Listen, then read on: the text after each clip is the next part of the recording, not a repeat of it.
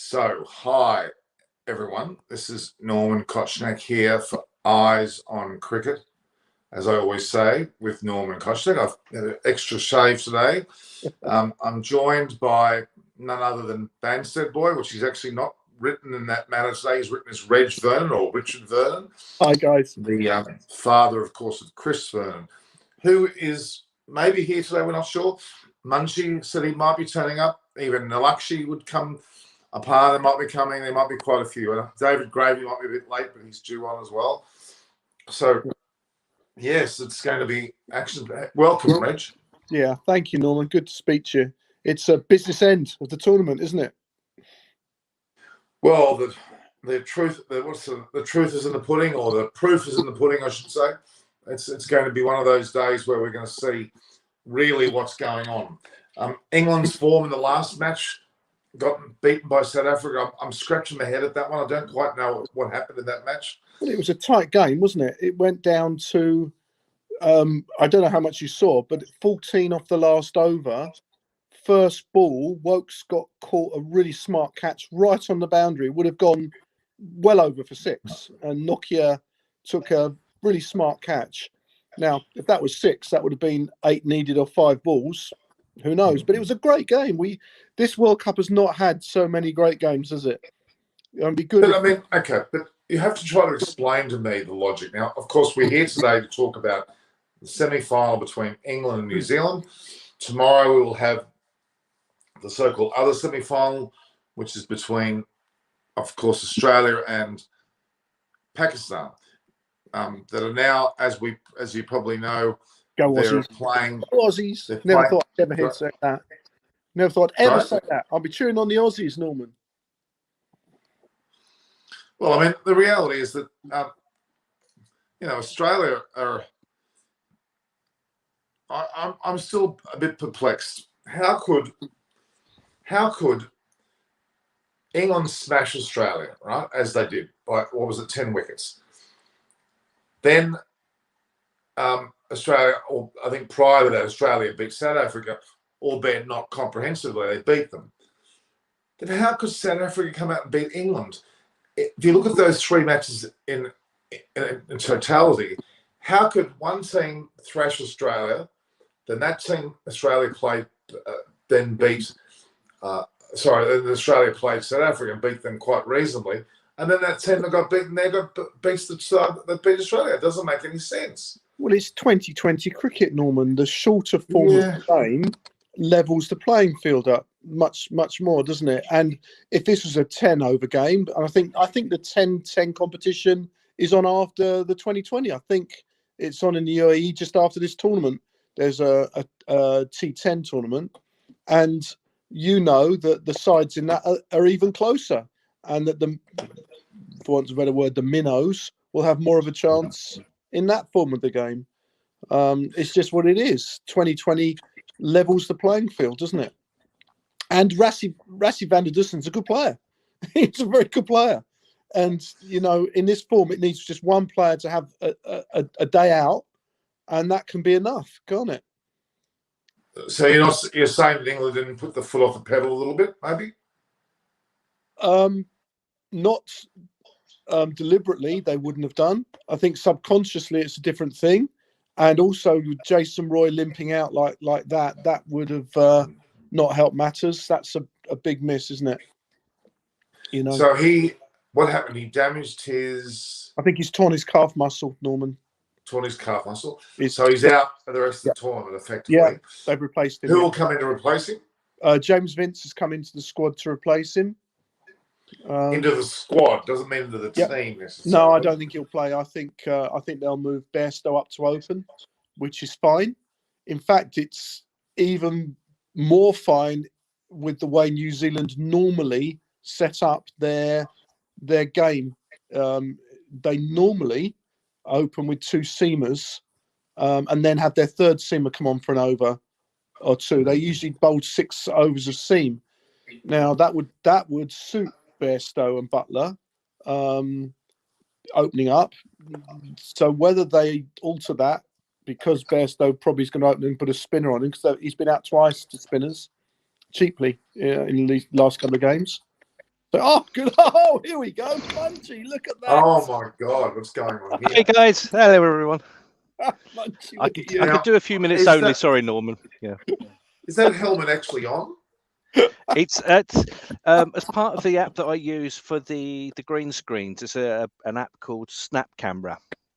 And I thought, oh, hang on, what are these other features? Because normally I just use the custom background, and I did a search for cricket, and I clicked this one because obviously you had the wonderful green and pleasant grounds in the background, and suddenly I'm staring at the camera with this helmet on me. So no, this is all part of the filter, which is brilliant. So I thought I'd have a bit of fun with that for a few minutes. I'm not sure whether it's big Hi, enough for Neela. your head though. It's just perched on top. Nilakshi's joined us. Yeah. Hello, Nilakshi. How are you doing? Hi, I'm good. How are you? Yeah, I'm good. Looking forward to the game. Yeah, just as I was coming on, you were talking about obviously Jason Roy's unfortunate injury. Yeah. And James Vince's replacement. Now, I wasn't sure. I'd have to check to see whether or not James Vince was on a reserve list to say. So if there was an injury, he would come in. But it does kind of prove that while Owen Morgan is captain, that Alex Hales doesn't have a chance. Because if you are going to replace a batsman like Jason Roy, Alex Hales would be the natural replacement. You want a big hitting opening batsman, brilliant fielder on the boundary, and that's what Alex Hales is, not James Vince. I think Vince is being part of the travelling squad. Yeah, Munchie, the same way that they brought Topley in to replace Tyrell Mills when he was out. So he's already there. He's in the bubble. He's with the squad. And we've spoken about this numerous times here. Alex Hales will not play cricket for England while Owen Morgan's captain. No, not going to happen.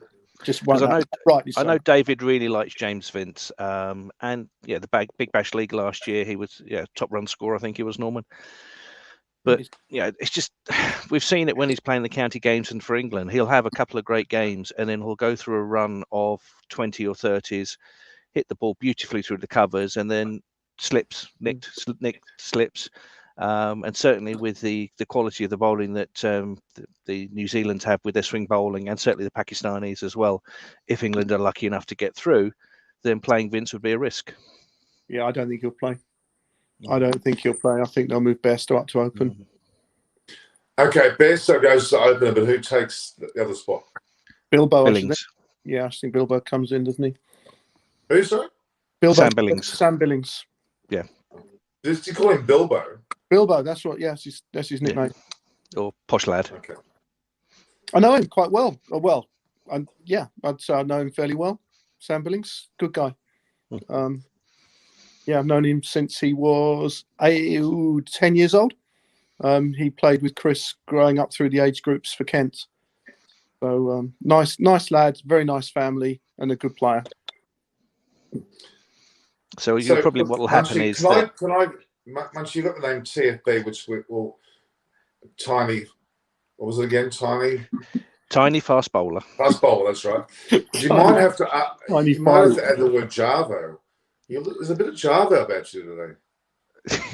I don't know if you've seen it about the Jarvo, but he actually infiltrated the Japanese rugby team at the weekend as well. It's like, oh, really? I'm surprised this guy doesn't have a tag on his ankle so all security can see him coming. Yeah. Well, I'm surprised it's not more of a substantial fine hitting him now. I don't know if he's getting money from his so-called comedic things, but I mean, providing he's not endangering anyone and there's no insults or anything, it's harmless. It's going to come down to how the authorities want to deal with it. In the Test match, when he came running on, he did actually barge into Bairstow. Probably didn't mean to do it deliberately, but something like that, you could potentially injure a player. I say potentially. It's obviously Bairstow is a pretty solid lad. But yeah. But it's the copycat nature. I think Reggie and I have talked about this before.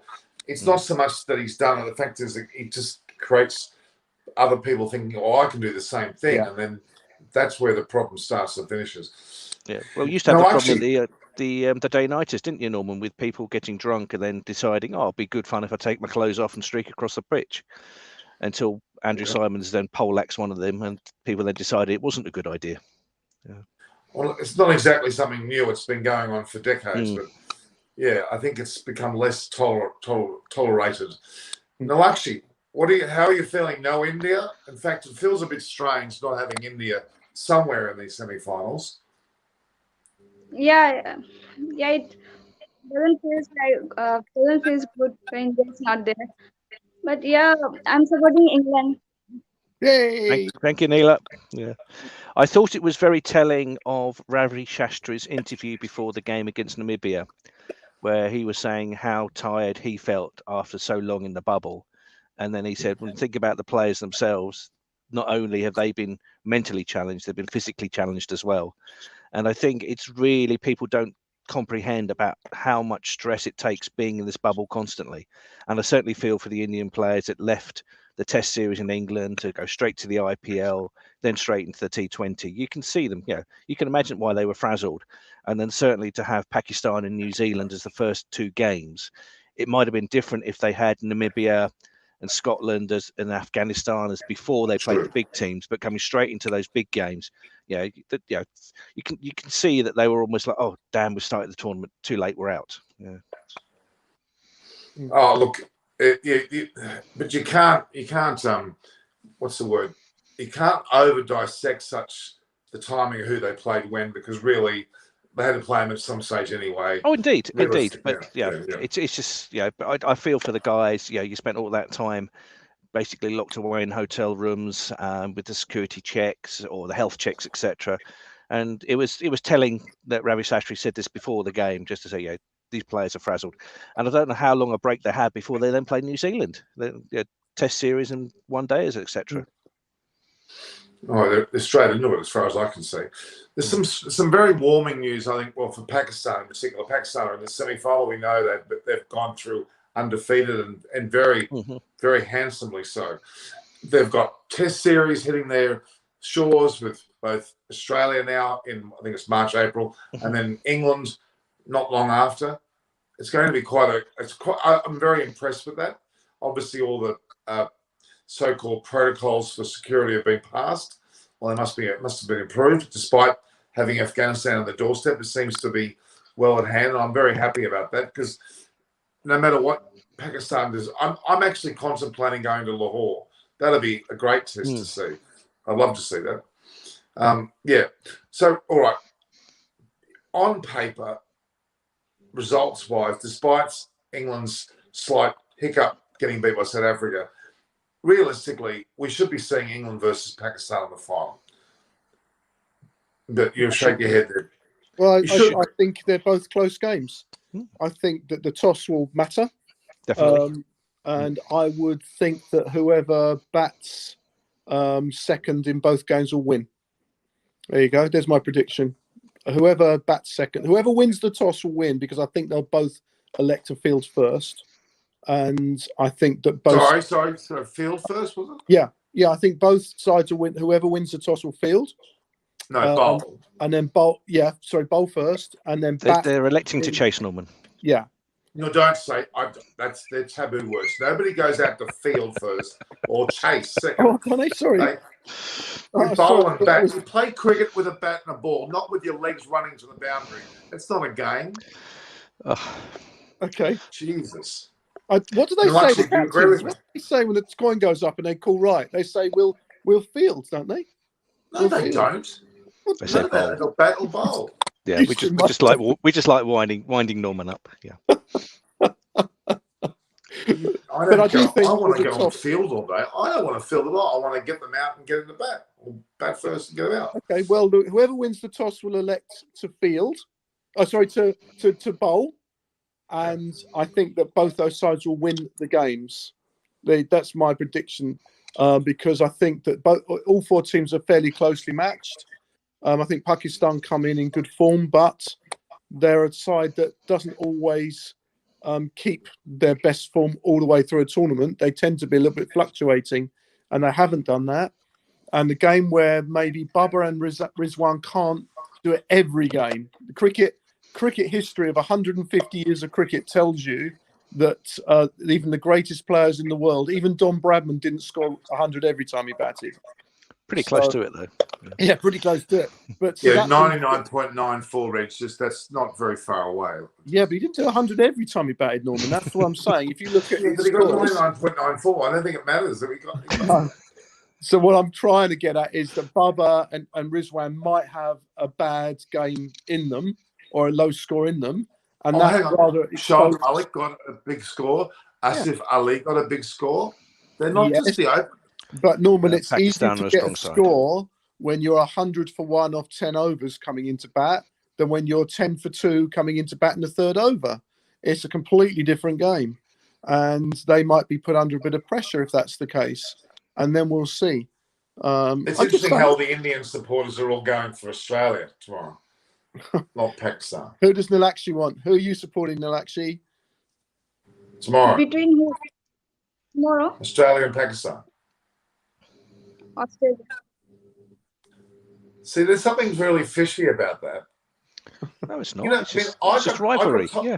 But I got told by many people when I said I want, say, I don't know, England to win against New Zealand. They go, but hang on a minute, New Zealand's your neighbouring country. Why aren't you going for New Zealand? I said, well, Pakistan's your neighbouring country, not going for them. So why are you telling me to go for New Zealand?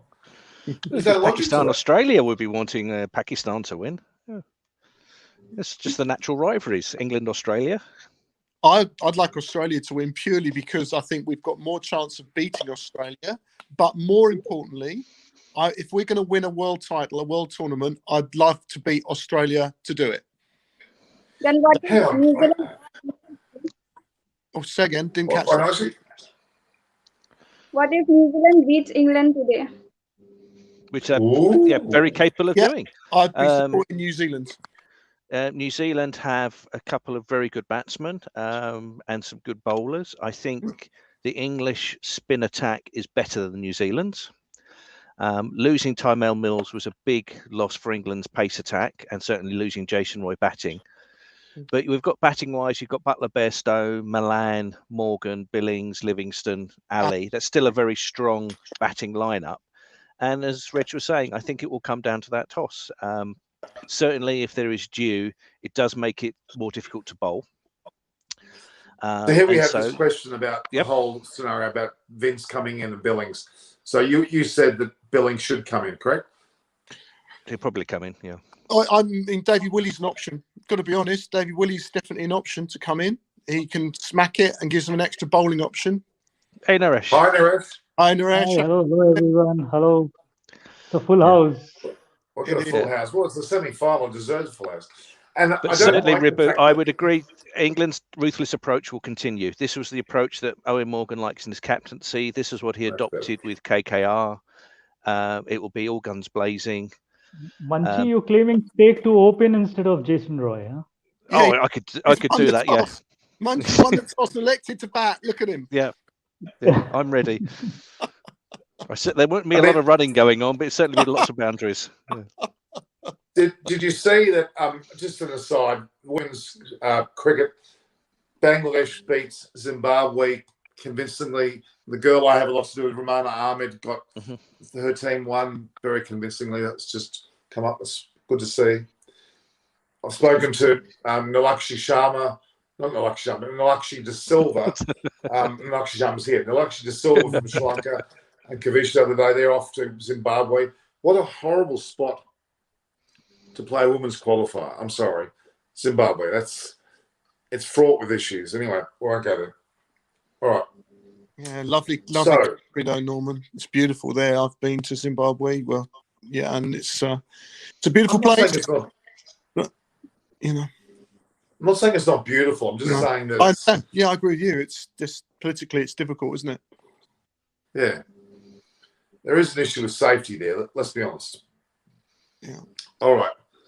So, Naresh, I want to know what you're feeling. Are you in pain because of the way India just vanished? Poof, they're gone.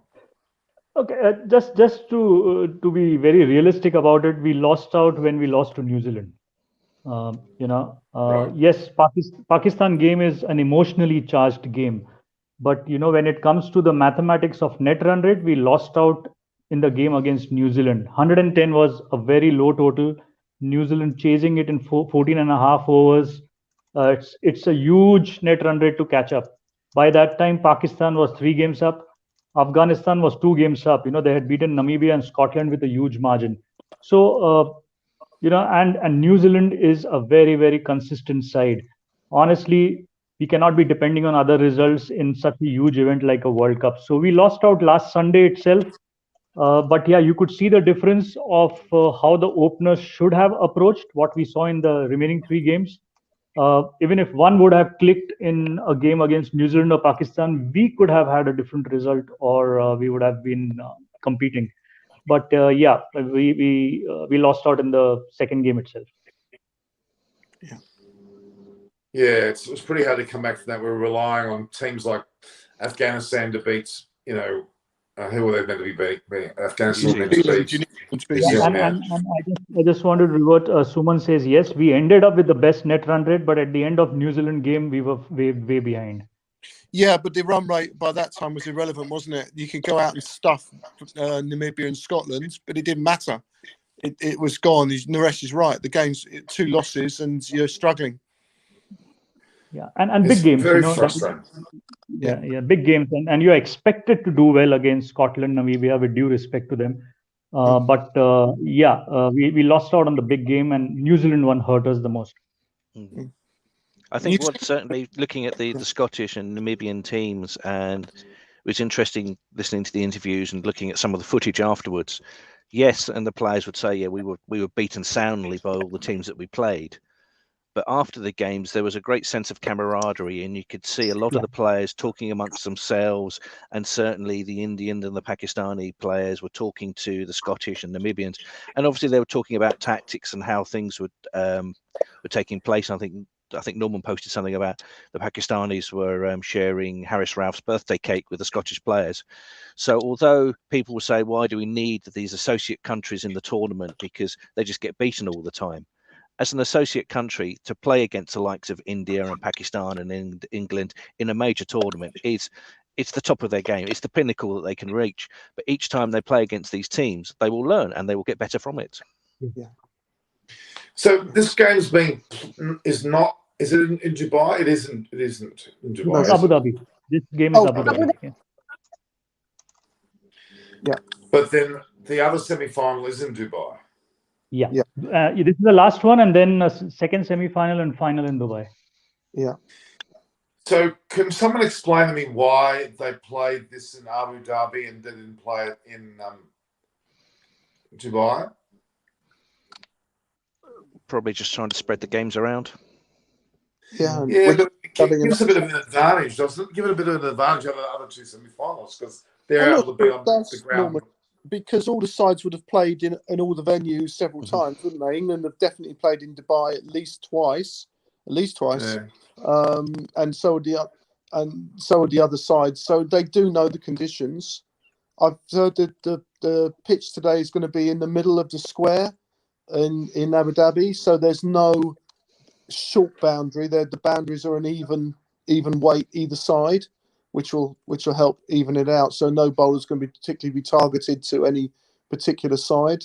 And I think it's going to be one of the better batting tracks that they've got there. It's pitch number 7, I read, which has been used twice before, including, I think they said, the India-Afghanistan wicket, which India got 214 on.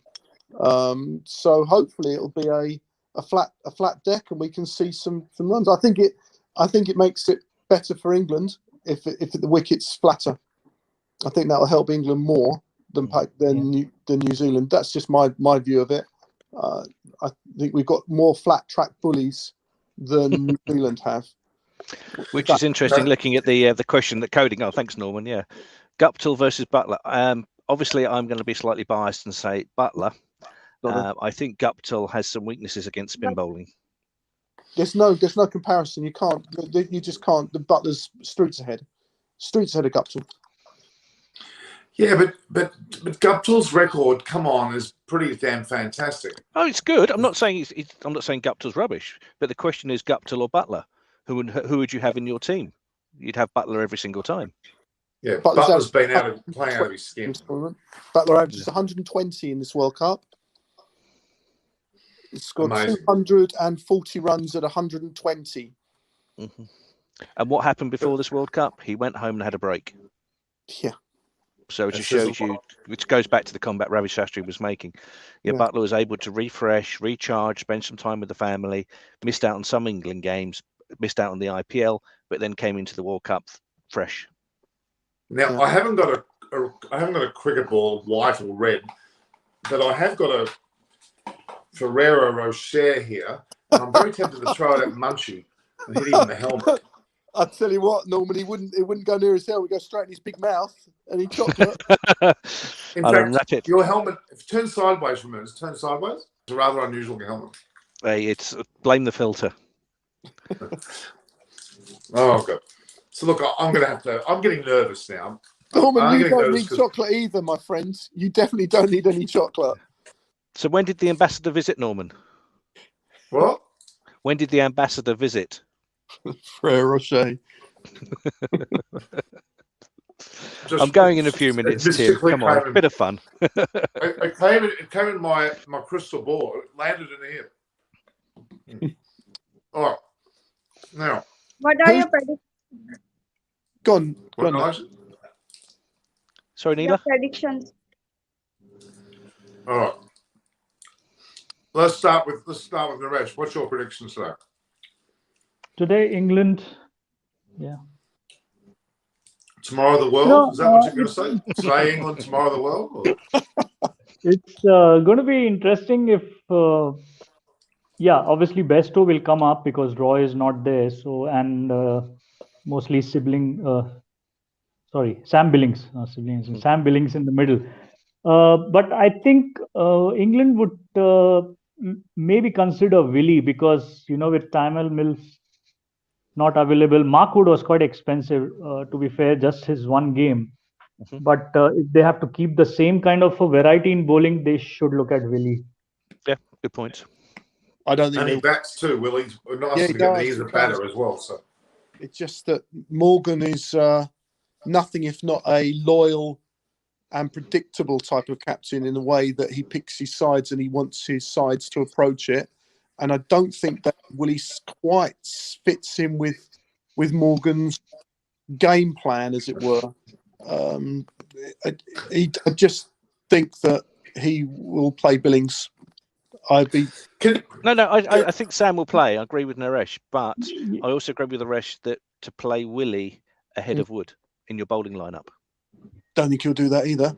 No, but I think that's my Willie's quite powerful, actually. Oh, sorry, we're doing that. Yeah. So I've got to mix them.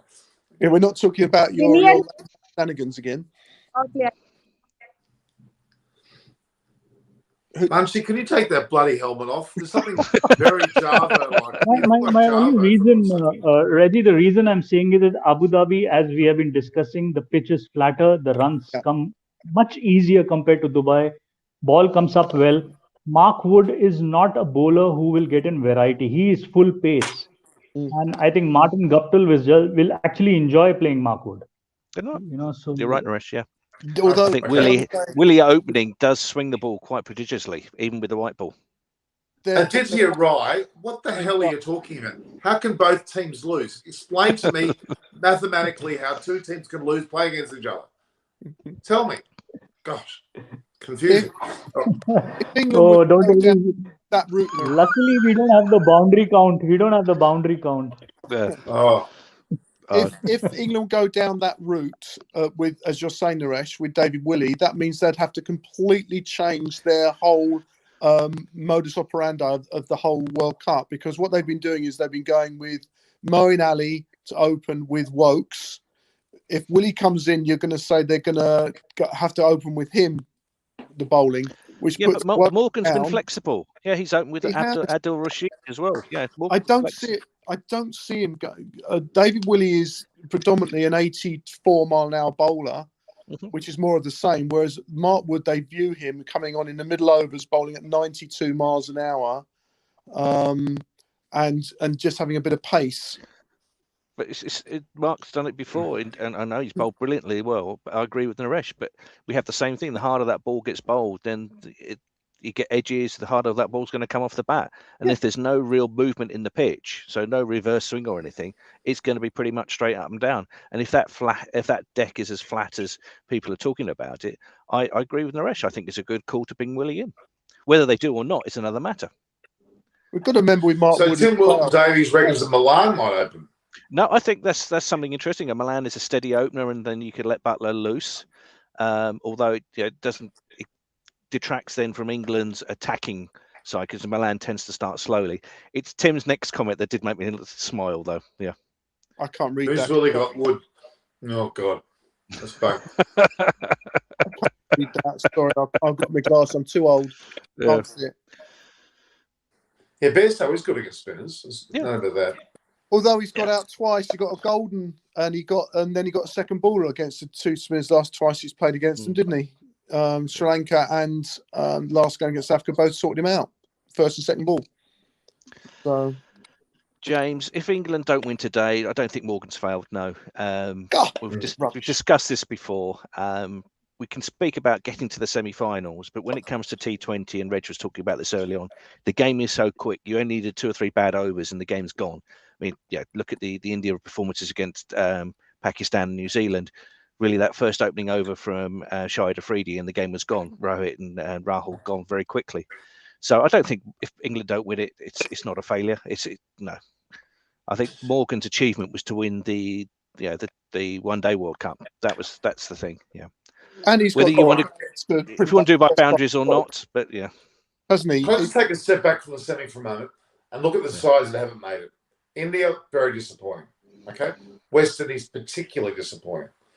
South Africa came home strongly, but generally pretty weak. Then, of course, Bangladesh were horrible, not even winning a game. Sri Lanka were admirable, but still below par.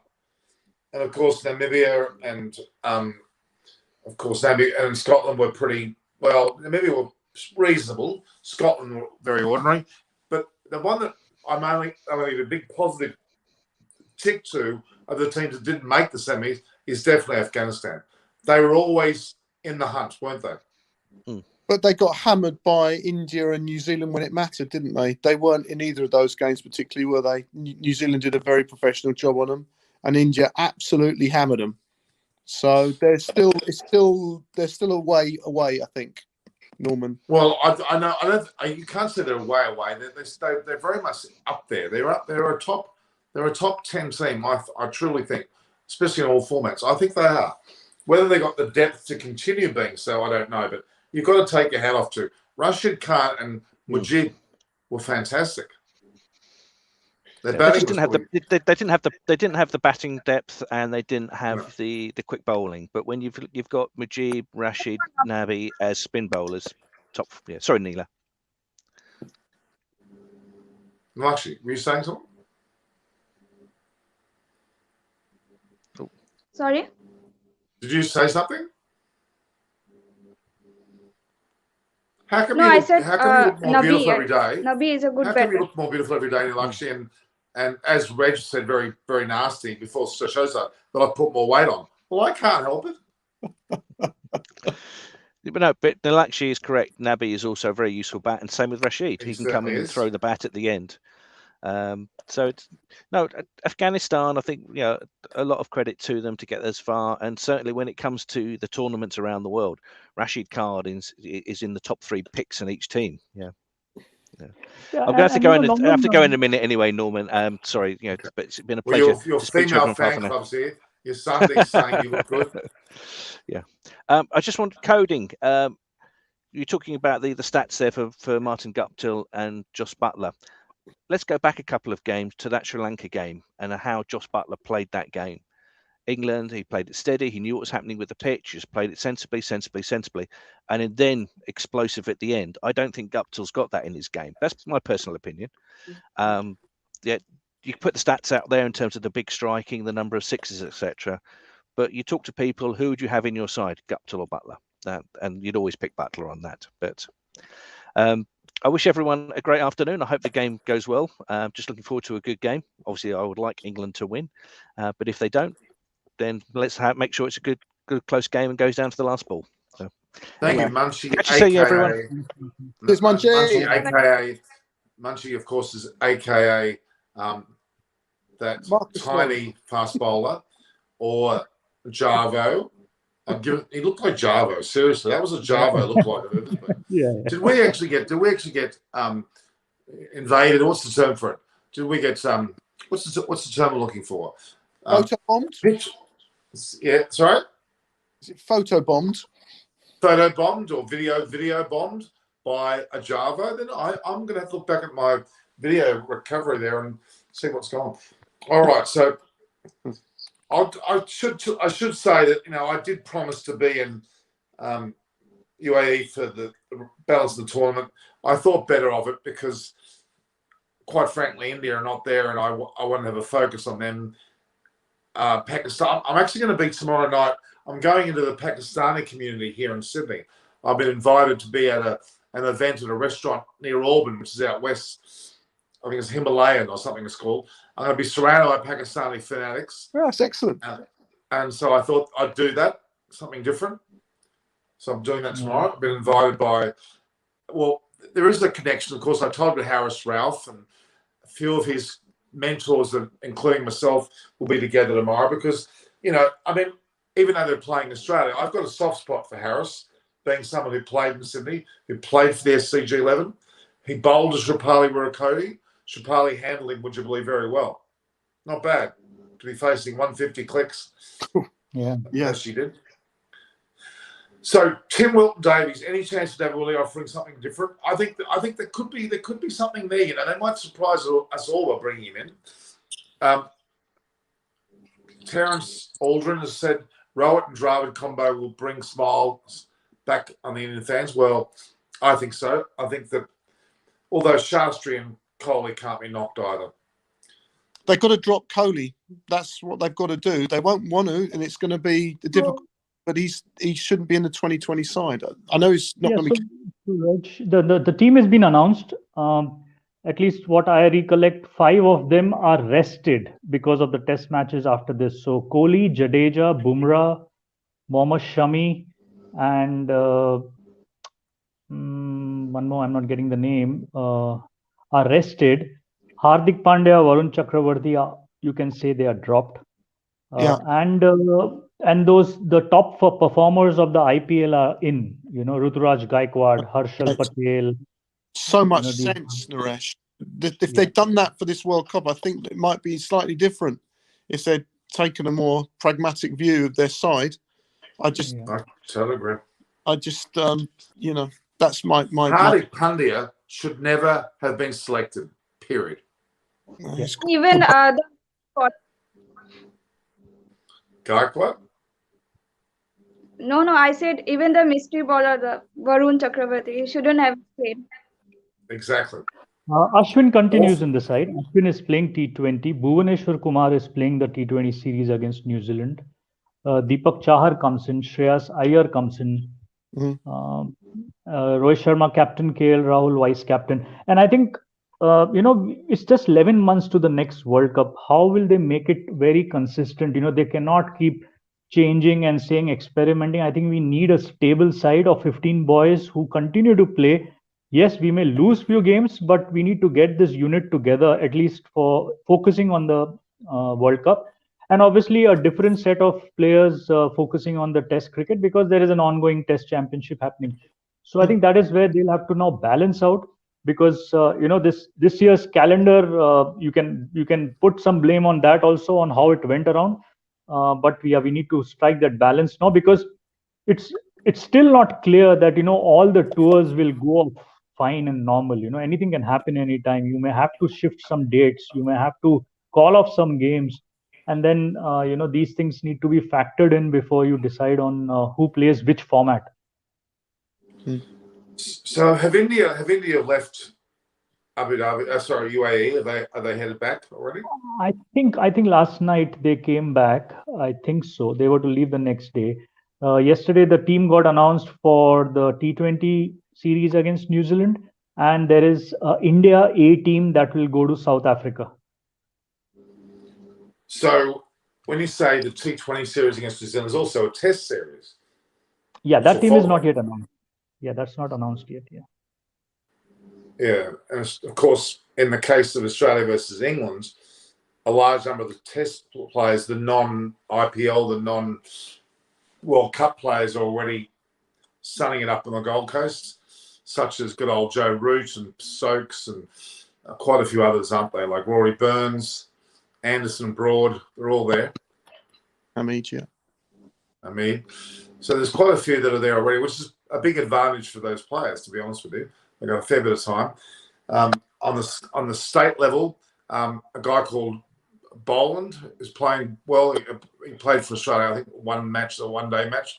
He's coming into contention. Jai Richardson took, I think, almost, whether it was 3 or 5 wickets today.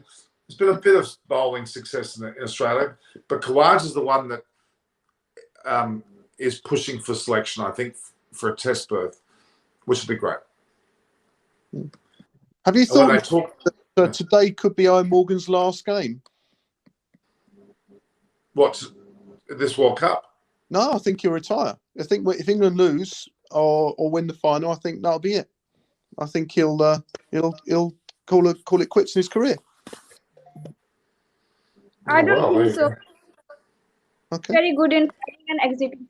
So I don't think so. They will drop him very easily. But Reggie, in case he wins the World Cup, he will be staying till the next one, right? Because it's just 11 months. I don't think he will. I mean, he might do. I haven't heard.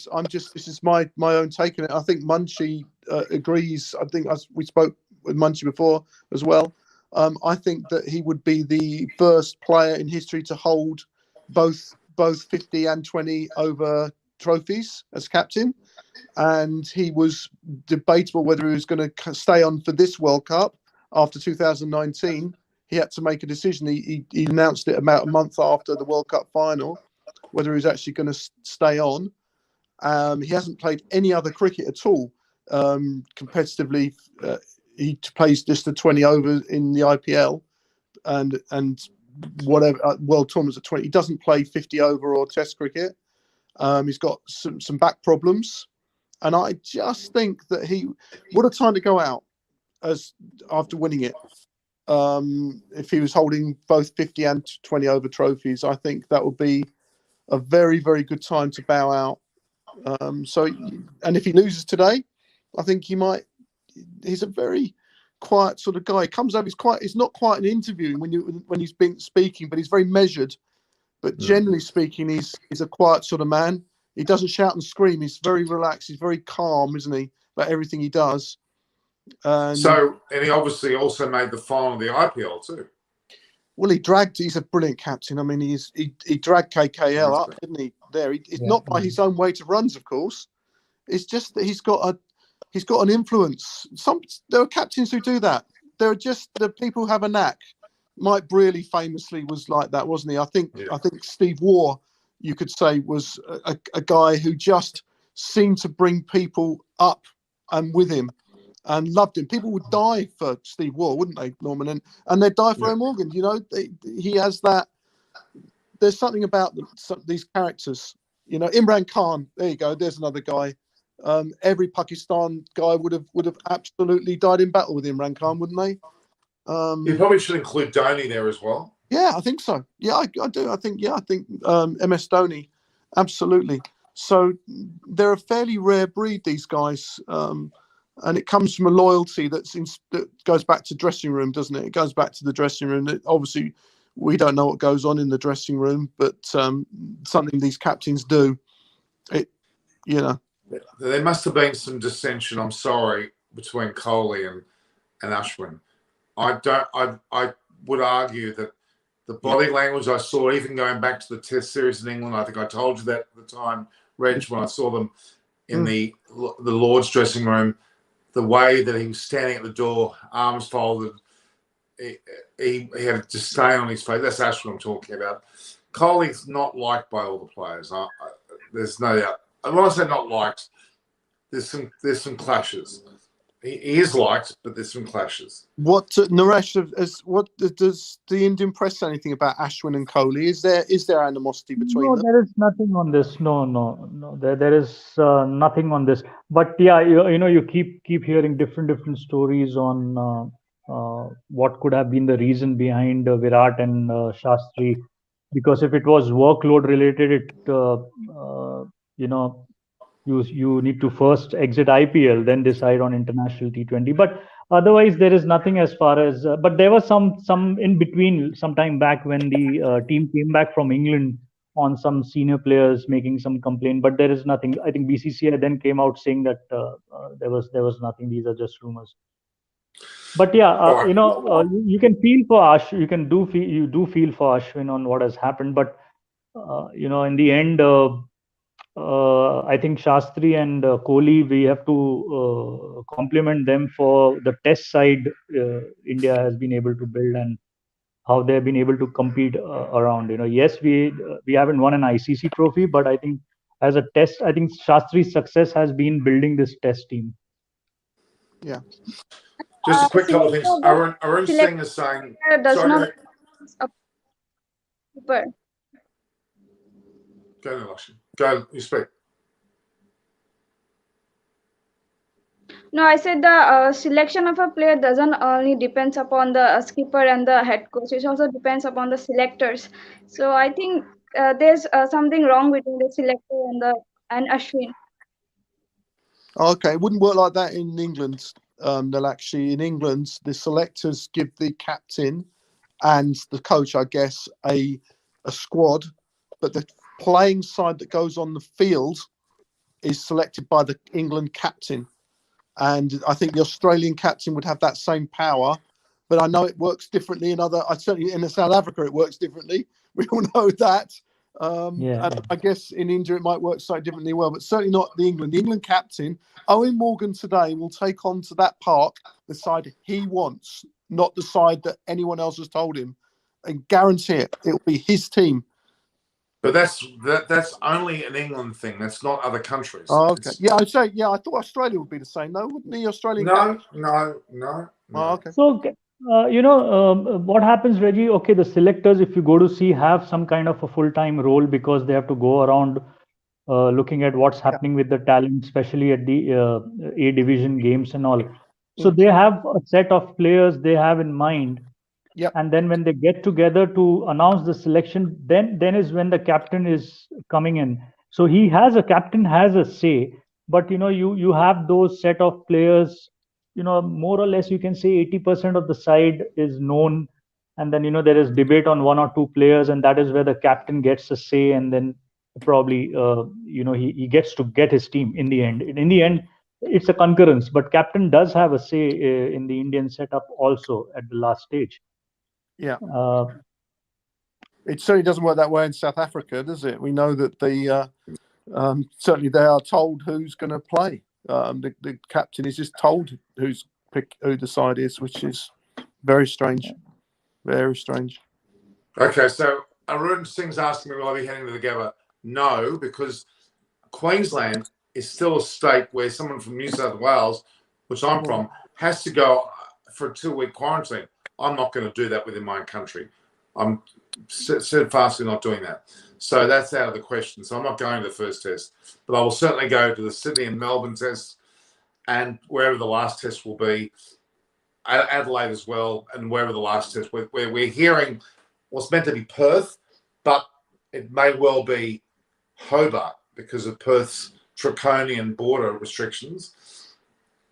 Of course, Queensland are opening up their border, would you believe, after the test, which is just so annoying. Very, very annoying. The other thing was about my involvement with I'm traveling to the UAE. I mentioned it before.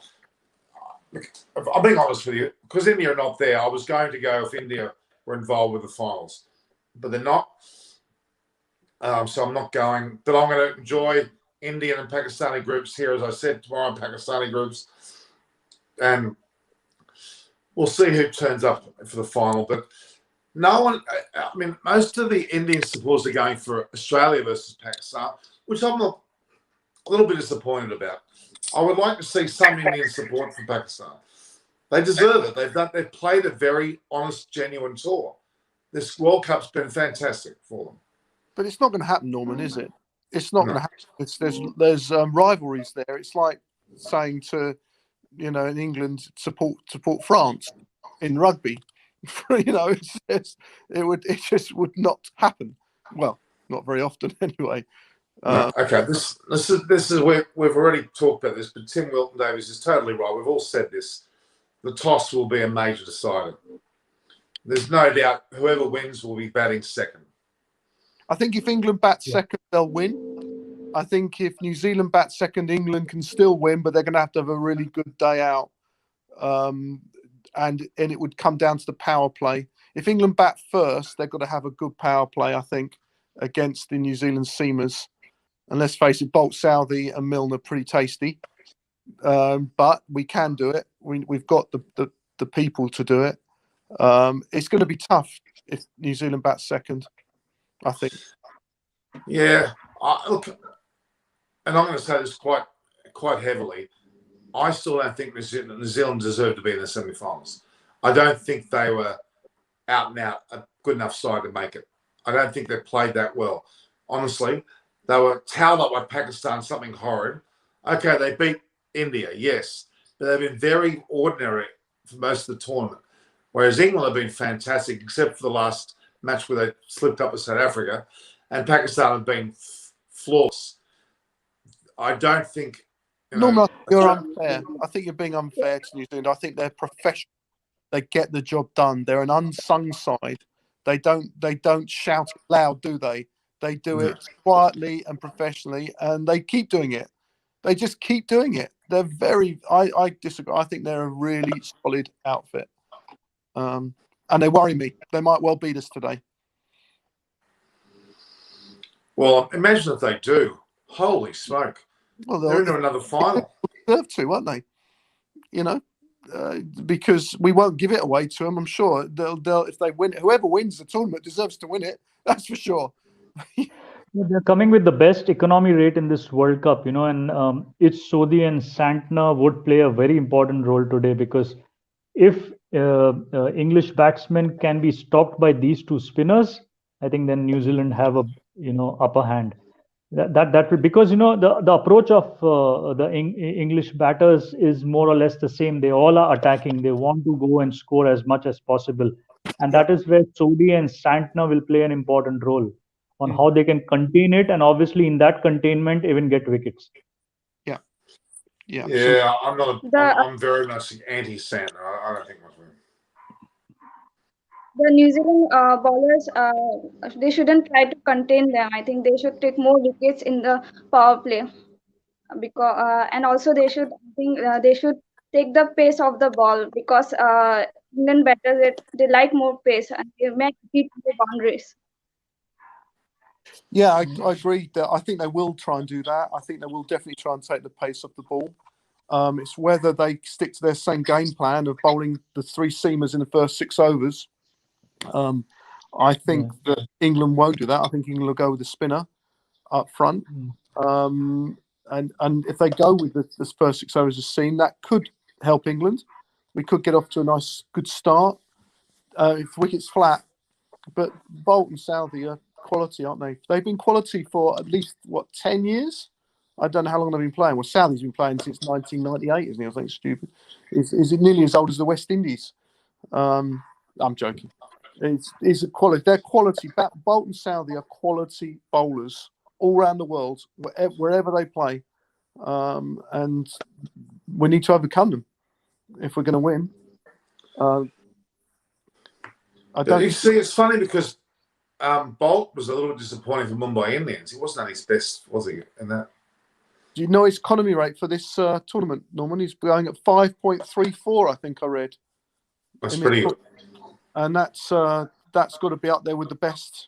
He's the best seamer. He's taken the most wickets. He's taken 11 wickets at 5.34, I think, in the tournament. He's just a quality bloke, isn't he?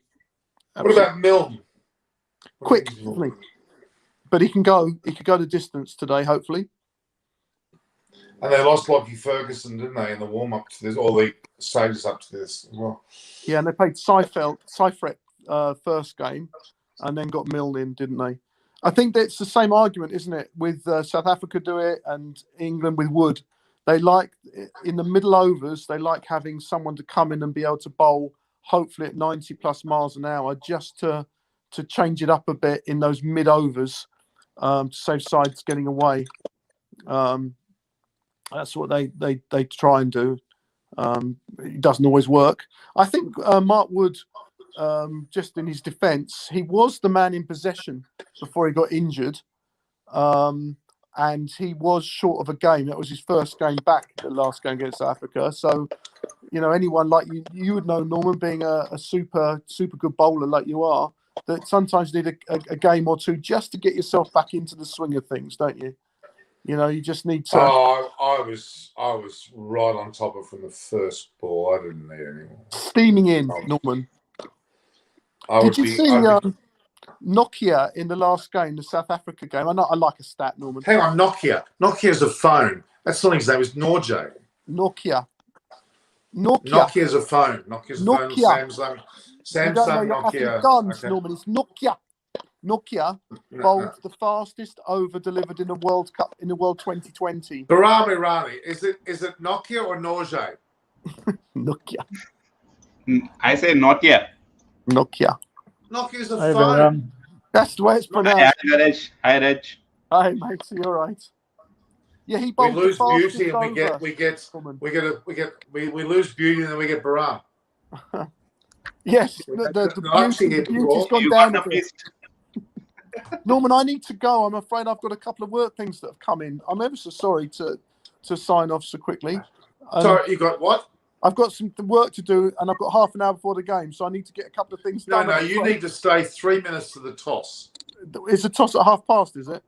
Yeah. Yeah, toss. I would do that. We're all four of us are tossers. We're going to wait for the toss. I've got the live too, so I'll be able to give you the first. Reg, you can't leave 3 minutes before the toss.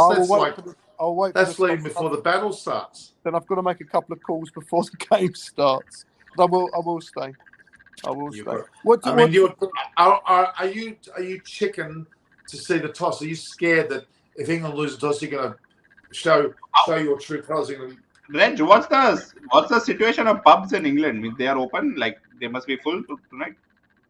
Well, but it's only 1:30 in the afternoon, so I don't know. I don't go to pubs very often. I haven't been in a pub for a long while. It's not really my scene. But yeah, there might be a few people watching in a pub, but say it's only lunchtime here. So, and it's a grey autumn day. Mild though for the time of year. Very mild. What's mild for England? 3 degrees? Or? No, I think they said it's 15 degrees down in the southeast where I live today. That's very mild for mid-November or early November. Normally, the average temperature is about 8 or 9 degrees this time of year. Centigrade, am I correct? Or which scale are you talking about? Sorry, say again? I'm saying degrees centigrade or degree Fahrenheit? Yeah. No, degrees centigrade. It's 50. Here's the truth. Here's the truth. Go on. I can't read it. Munchie says Reg has been banned from most pubs. No wonder you can't go to pubs. You've been banned. He's probably right. Yeah, we did have some fun in a couple of pubs on tour a few years ago. All right, now we've lost Nalakshi. I don't know what's going on there, but she'll come back. Doesn't she look good? She looks really, really bright and sparky, which is good. Recovered from her operation, I think. Yeah, she looks bright and bubbly for sure. But I haven't had an operation, but I'm still recovering. Yeah. So, Baram, what are you going to say about India? Are you crying or what? Disappointed, of course. See, I would say I was sure that India would definitely not win the World Cup given Virat Kohli's performance, but I was disappointed it did not come into the final four. So I was that way I was sure that definitely will not win the World Cup. So, but going back to the matches, see the first match, many people say that India batting, but my viewpoint is that India ended up making 151 in that first match, and 151 is not I would say a very good score, but not a bad score either. It was a good, but then the bowling was completely toothless. Now again, there was a due factor and those things what people are talking about. Right now, what they're saying in the current stage of tournament, since we are at the mid of November, it's cooler over there in Dubai, so the dew factor is actually reducing. This is what people are saying. So that is the situation in these weather. So what I understand right now, the impact of dew would reduce and reduce because we are in November and December, which are the cooler months in Dubai and Abu Dhabi. So coming back to India, yeah, that was the first match. The first match where I felt the bowling was something that let us down. There was it as if when they came out to field, there was no intention giving Bhuvaneshwar Kumar the first over to ball instead of Bumrah. So those all things I felt it very like weird strategy. How can I say? Then second New Zealand match, it was clearly a do or die match. It was a known like. That is where that was the match where it would either go. It was a go or no go, which ended up being a no go with very again lackluster batting performance, and the score was so low that it was tailor made for Kale Williamson to bat and score it off. So that was the end. So overall, a very disappointing World Cup. Remaining three matches, okay, they played, scored run rate and everything, but it was all water under the bridge. So, Baram, is No Name a friend of yours? Because Aditya's just noticed that when you came on, No Name came on. I don't have such a friend. Yeah, but would like to make him a friend since he's coming on for me. So there's it's almost well, they're saying there's a confirmation that Billings is in and Bairstow's opening, but we haven't had any toss yet, have we? There's It must be. there. Can you see the toss? They're ready for the come on the UK, but they haven't gone to the toss yet. I'm keeping my eye closely on it. Okay. Yeah, they're there. The captains are there with Nasir Hussain. Nasir Hussain is there with the captains. You've got a better feed than me. I'm in the Sky Sports studio. The Sky Sports cover it in our country, but listen to Kevin Peterson talking at the moment. Eagle player Kevin Peterson was. He was. He's going to be playing the Ultimate Cricket Challenge, which cricket with a K, as we speak. All right. The problem England have got, if we do bat first and we don't post the big enough score, then exactly what Baram said. Williamson is an absolute master. He is there's no one better in the world at judging a lower score chase. Okay, New Zealand has won the toss. New Zealand has won the toss. Oh, so England will be back. Oh boy, Reg Vernon, what are you going to say to that? Well, New Zealand won the toss and chose to field. Norman, they're writing field. They're not writing bowl. They're writing field on the screen. There you go. Well, so they've just gone to the toss here in I'm watching it now, but yeah. So Williamson called it. And he won it, yeah. So, yeah. Oh, boy. And the sides have been told as well. Josh Butler and Bairstow opening, Milan 3, Morgan 4, Liam Livingston, Moeen Ali, Sam Billings is in as we expected, Wokes, Jordan, Rashid, Mark Wood's in. Yeah. Okay, continue. Okay. It wouldn't have been Morgan's, as I say, modus operandi to have changed it up much. I didn't see the change in the bowling. I just saw the Billings coming in. I think a lot of people would have predicted that, but it's the way Morgan does it. He would have. It's the least way to unsettle the side. It comes down to dew then, guys. If there's going to be dew or not dew, they never know. By the way, it's a weird part of the world. They can't know from one day to the next whether there's how much dew is going to come down. No, but it's definitely coming down. That's what the experts are saying over there, because it's obviously cooler. So that's how the thermodynamics more dew, the cooler. That's what they're saying. Yeah, you're right. But how much of it? I mean, the other day when England played, was it Sri Lanka? I mean, it was ludicrous. They had to change the ball because it was so wet, and they had a towel. I'm just going to hear what Maybe Morgan. they should have a hair dryer and Yeah. the Look, umpire is a portable hair dryer. It looks as though Williamson's ecstatic. Just give me a sec, guys.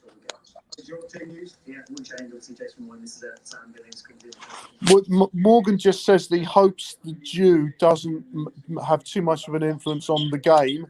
The wicket looks great, and he just hopes that the cricket will be played, not the dew influencing. It's what Morgan's just said. But he's always going to say that. That's what they have to say, isn't it?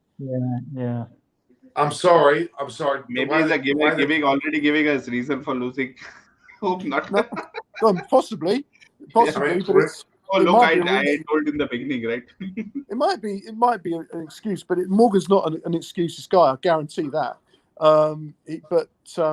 It might have an influence on it, but we'll see, won't we? Look, I'll tell you what. The way that Williamson's talking, today's a great occasion. Looking forward to getting involved. He's ecstatic. He's winning the toss. He's probably skipping off the ground at the moment. I'm afraid. Yeah, right, guys. I'm going to part. I hope. Sorry to leave you. Now, hang on, Reg. Does that mean you're changing your winner? I think New Zealand are favourites to win. I think England are going to have to play very well, and I'm going to predict an England win, and I'm going to predict man of the match will be Liam Livingstone. And Aditya Rice says Kumar Damasceno is in England's playing 11 today. Ooh. England to win, I think they need to be above 180 plus. Anything less than 180, I feel 180 plus. Yeah, 180, 190 would be a total they would be looking that's for. what you have seen teams batting for. That's a winning total. I think 160 would be a score that they can defend. Once anything above 160, and I fancy that England can do okay. Got to get there first. Need Munchie out there, don't we? Eh? But what's your Reg about Jason Roy? Means a lot of talks. Some people are saying some. What's your opinion or what's the impact of Jason Roy not being there in this match? I think it's a massive miss, isn't it? He's talismanic at the top of the order. He's part of the side, isn't he? He's one of the first names down there, and he can make a big difference. It's a miss, but he has missed a few games in the past, and they do. Besto, I like Besto. He's good. He's a good player. Crikey. Hang on a minute, Reg. You said much earlier that you thought Besto wasn't up to be an opening player. No, not me. No, I think Besto is a good opener. I think they could have gone other ways. I think Besto opens in the IPL, of course, for Sunrisers, and he's quite devastating. Him and Warner, they've been the only over the last, not necessarily this season, but in previous seasons, they were smashing it to all parts as an opening partnership, weren't they? Warner and Besto. Yeah. So he can certainly do it. It's not as though you're thrusting someone in there who doesn't do it. Besto only came down the order in the 2020 because they perceive him as a good player of spin bowling. But he's perfectly capable. And I'll tell you what, Johnny Besto is the most intense player in the bloody team, isn't he? He'll go out there giving it 100%. So, guys, I've really got to go. I've got to make two phone calls. Thanks. Take care. Bye-bye. All the best. This is the last time we'll talk to Reg. The last time he'll be watching with England still in the World Cup. Because next time we speak to Reg, they'll be out. Personally, I would like Australia and New Zealand to win the World Cup. It would be good for T20 cricket since it would be a new winner. What? I mean, they won the bloody World Test Championship. What more do they bloody want this year? What do you mean it won't be good for world cricket? What are you talking about? I don't want New Zealand winning anything more. I'm sick of New Zealand winning things. This is getting... Okay, they made the final. They got beaten by bloody England by Wisco a few years ago. They won the World Test Championship. Going to win this as well? What is this? Pakistan. I was listening to Simon Dewell, part of the preview. He said that if it was not for Ben Stokes' bat, Williamson would have been potentially at the brink of lifting a third ICC trophy each in a format in 2 years' time. Amazing. So yeah. Quite incredible. I mean, really, this has been a remarkable. The biggest disappointment keeps coming up here. The fact that India are not here is quite a shock. Because let's be honest, we all talked about India making the final without much doubt. We thought they'd lead their group and they'd be through. They're not even in the semi-final. Norman, if you see, nobody would have predicted that West Indies and India would be not in the top 4. Those both two teams not being in the top 4. Yeah, so I had gone for England, West Indies in one group, and India, Pakistan, and obviously New Zealand would have been close. But yeah, New Zealand has done definitely much better. But yeah, at a level you also feel that Australia has done very well with the background of the way the preparation was. This side never played together for last 4 to 5 months. Many of them took break. Many didn't come back for the second leg of IPL. So considering that background, I think Australia has done very well. And that's where West Indies is very disappointing, because they had the best preparation. The amount of home series they played, T20, CPL, IPL. And I think the first game against England, 55 all out, I think that hit them so bad. Absolutely. Actually, the first game matters a lot of every tournament. That it's for any team, the first game, and they need to really take it seriously and not casually. Yeah. So, I mean, the only thing that concerns me about England, they've made the final, they deserved it. Don't forget, 3 teams finished at 4 wins and 1 loss, Australia and South Africa. And I tell you what, the run rate just got England home. Sorry, go. No, I was exactly the same thing, Norman. That Group A was so tight that if England would have lost that match by 120 runs, they would have been out. Their 100, obviously, that was not something that was could have happened, but it was still a possibility. If they would have lost the match by 120 runs, I think 115 or 120 runs, England would have been out. You would have South Africa and Australia in the finals. But Australia, Norman. Australia's benefit was that win against Bangladesh. 83 all out Bangladesh. They chased it in 6.5 overs. Until then, South Africa was number 2, but then Australia got a huge boost because of that win. But I did talk earlier that the weirdness of England smashing Australia beating South Africa, and then South Africa beating England. That doesn't make any sense. And on top of that, you have a situation where really Australia, Australia, I don't think deserved to be in the semi-final. They certainly got better towards the end, yes. Like when they got thumped by England, they were so out of their depth. But the reality is now, I would also put many people are even Tim Milton. South Africa was unlucky. I wouldn't say they were unlucky. Even they goofed up, or they really goofed up in that Bangladesh game. They should have also gone ahead. They knew this is going to be a run rate thing. They took 14 overs to get 80 runs, whether they should have actually done it in 7 or 8 overs. They were just batting it. It was ridiculous. I watched that match. I said, why are they not going for a run rate, or why are they not pushing it? I found it, and they have to blame themselves for it. They can't say that we were unlucky or something. That was a match. They had the opportunity to improve their run rate. They did not. I've got a feeling that New Zealand's going to win this, based on them batting second, based on the fact that England had wobbled against South Africa in the last match. England may have lost their mojo a little bit. New Zealand have slowly been improving. I've got a feeling New Zealand's going to win this one. But on the other hand, tomorrow I think Pakistan have to win. They deserve it. So you may find a bizarre New Zealand versus Pakistan. Australia will lift this World Cup, Norman. Mark my words. You reckon Australia's going to win it? Please not. Oh, no, Australia, New Zealand final, and Australia wins it. How boring! My Australia never won a T20 World Cup. Okay, that's fact. So that's one thing. Yeah, neither has New Zealand, right? Both these teams haven't won at all. England and Pakistan have won once. Yeah. But really, what frustrates me, England, not so much, but certainly England and definitely Pakistan deserve to be in the final. They won their groups, well, especially Pakistan, they won it convincingly, 5-0. I know that you can stumble when it matters most, which is the semi-final. You're looking at both Matthew Hayden and Justin Langer. I'm very, very impressed with Matthew Hayden. If you watch Matthew Hayden on the videos for Pakistan cricket, his way of explaining things has been magnificent. He's such a motivational force. Whereas Justin Langer, in all fairness, has been very regimented and very negative in the way he approaches it. I think Hayden's got the upper hand there. So what are you hinting, Norman? Hayden would be the next coach of Australia? Well, I mean, if Pakistan beat Australia, it might have to start thinking about it.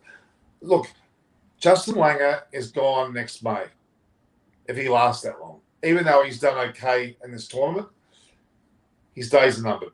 There's enough player dissension going on there that we have seen. Everyone's talking about it. He's not considering. But you need that one change to get rid of it, Norman. Like what I believe India has done it right now with Kohli means coming out of captaincy and Rohit coming in, and hopefully, and even Rahul Dravid coming in as the coach. So let's hope. But I don't think Dravid's good. Dravid's good, very, very good. I'm not knocking Dravid, but I think Shastri's a loss. I really think Shastri's been a major architect with the way they played Test cricket in particular. Maybe the short format. Look, Kohli hasn't been the right captain, I'm afraid. He's shown it with the RCB effort. It hasn't got them across the line. He's no longer captaining there. He's no longer captaining for India. I think, Naresh, you said it earlier, that this could be the days numbered for Kohli playing T20 cricket. Even though he's the leading run scorer, he might still play as a batter. We'll see. But, you know, we've got to take our hat off him. He is the leading run scorer by quite a decent margin. See, because he has played the most number of people are saying that because he has played the most number of games also. You have to look at that also, right? His strike rate is like 130, 140. But I feel this. We are probably a year late to decide on at least different captains or 50% of different team for white ball and Test cricket for the amount of cricket India plays.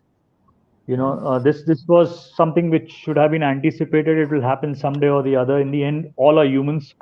You know, even the IPL, there's so much of demand that these Indian stars play. It's very difficult that they take a break from the IPL, and that's something not going well with a lot of ex-cricketers in India. That one of the reasons of this performance in the World Cup. So how do they balance these things out? You know, that's going to be the key, because Norman, it's the fact. Indian cricket has a huge commercial value, and that comes from the brand of cricket the Indians play. So it's very, very difficult to make anyone think that okay, you don't play this IPL, you don't play this match. It's very tough call to make these things. I think Kohli and his team will be happy for a little break. They're going to come back pretty hard against New Zealand. I think they're going to be really pumped against New Zealand, especially in India. Not only that, Naresh, IPL is one thing, but even in this big tournaments is because of the Indian audience or the broadcasters requirement or looking at that, you see all the schedule of India getting matches like the first match on Sunday, next match again after 7 days on a Sunday. That is all clearly it's all a broadcaster requirement, and that's really absolutely. The team. So I think it's good if Kohli can continue focusing on the World Test Championship, because that also is a big stake. And Rohit Sharma taking care of white ball with 2 World Cups happening now, one in another 11 months and then 2023 50 over. I think that's a fair thing to happen. Yeah. After that, when the next World Cup after 2023, 2024, we have T20. No, we should have. 2024 will have a Champions Trophy. I think is there one last Champions Trophy they're planning in 2024. I think so. T20 World Cup is after every 2 years. So 2022, there should be one in 2024, right? That's what they said. Yeah. I like this comment from Arun Singh. So Dhoni had predicted long, but no, that wasn't the comment. That's like you are standing on a, means, or you're in a car driving, you come at a signal and you say, oh, now it will become green. Now it will become green. Look, it became green. Okay. This is the comment that made me laugh. Dhoni might be coaching Australia in the future. That would be a ball. Imagine Dhoni coaching Australia. That'd be a bit of fun. I don't think it's going to happen somewhere. Okay, when was the last? I mean, there's always Australian coaches or New Zealand coaches or South African coaches coaching India, Sri Lanka, whomever. But we've not seen an Indian player, let's say, coach Australia. Now, why is that? Why don't we have foreign? We've had Mickey Arthur, yes, we've had him.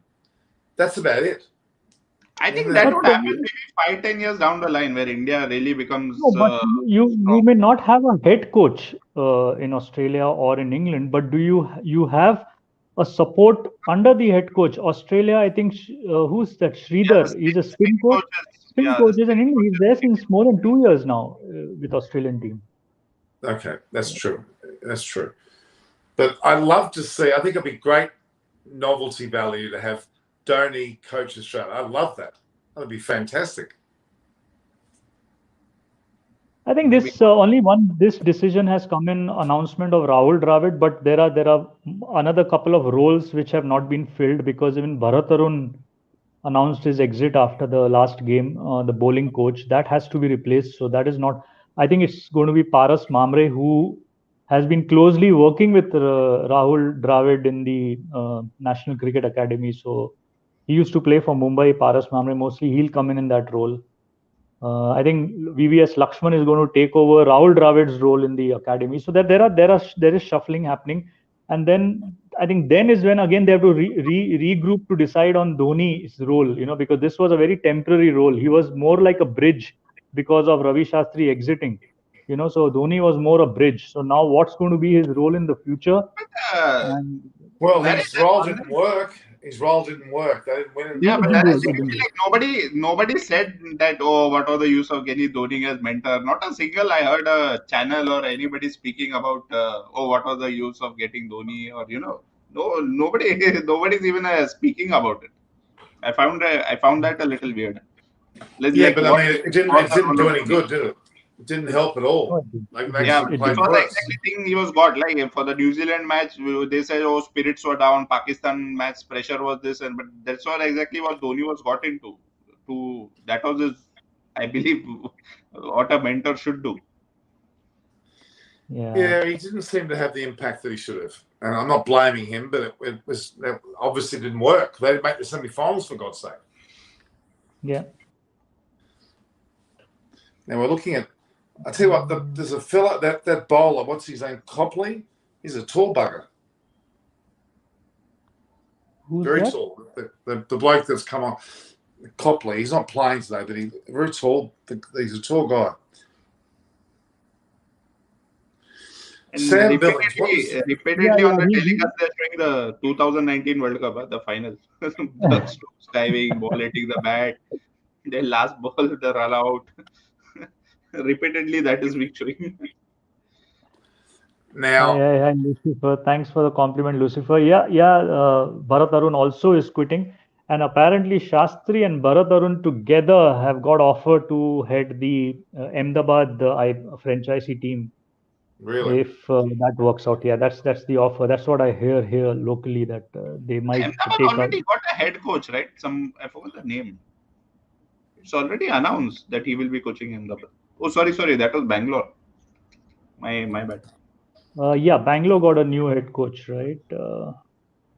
I don't get the name, but Shastri and Bharat might together go and set up the Ahmedabad squad. Yeah. What would Shastri get paid to do that? What sort of money would he be on? It doesn't come under any budget, does it? It's not a player cap on the coach. For the India coaching, he was getting around 2 crore, right? Naresh, if I'm not wrong. No, much more. I think it was 5 to 8 crores a year. Okay. Yeah, they're out there for the anthem. I don't see Javo there. Yeah, Thank Sanjay God. Bangar. Yeah, I read someone commenting. Yeah, Sanjay Bangar has taken over Bangalore side. Yeah, Someone no name. Mohan name. Singh passed away, didn't he? His name is Yeah. no name. No.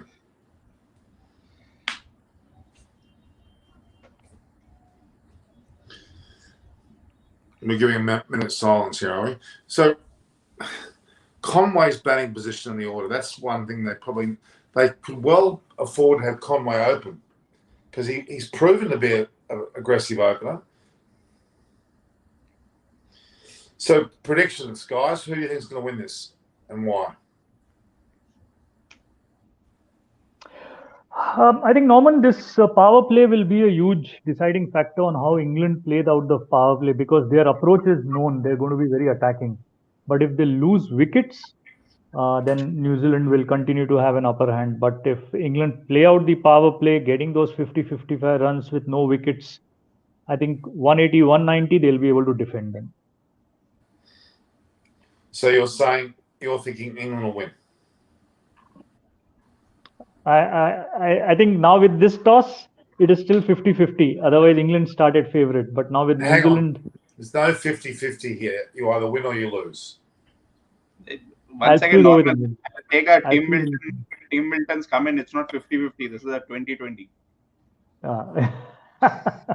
I'll still go with England, Norman. So you're sticking with England? Yeah. Barang, who's going to win? Given New Zealand won the toss, New Zealand. To win, England has to score 180, 190, and given the New Zealand bowlers, and they are very good at strangling the batsmen, and they are really good at that. How they come with very clear game plans. They know, they do their homework very well. That is something New Zealand. They are very strong with their basics.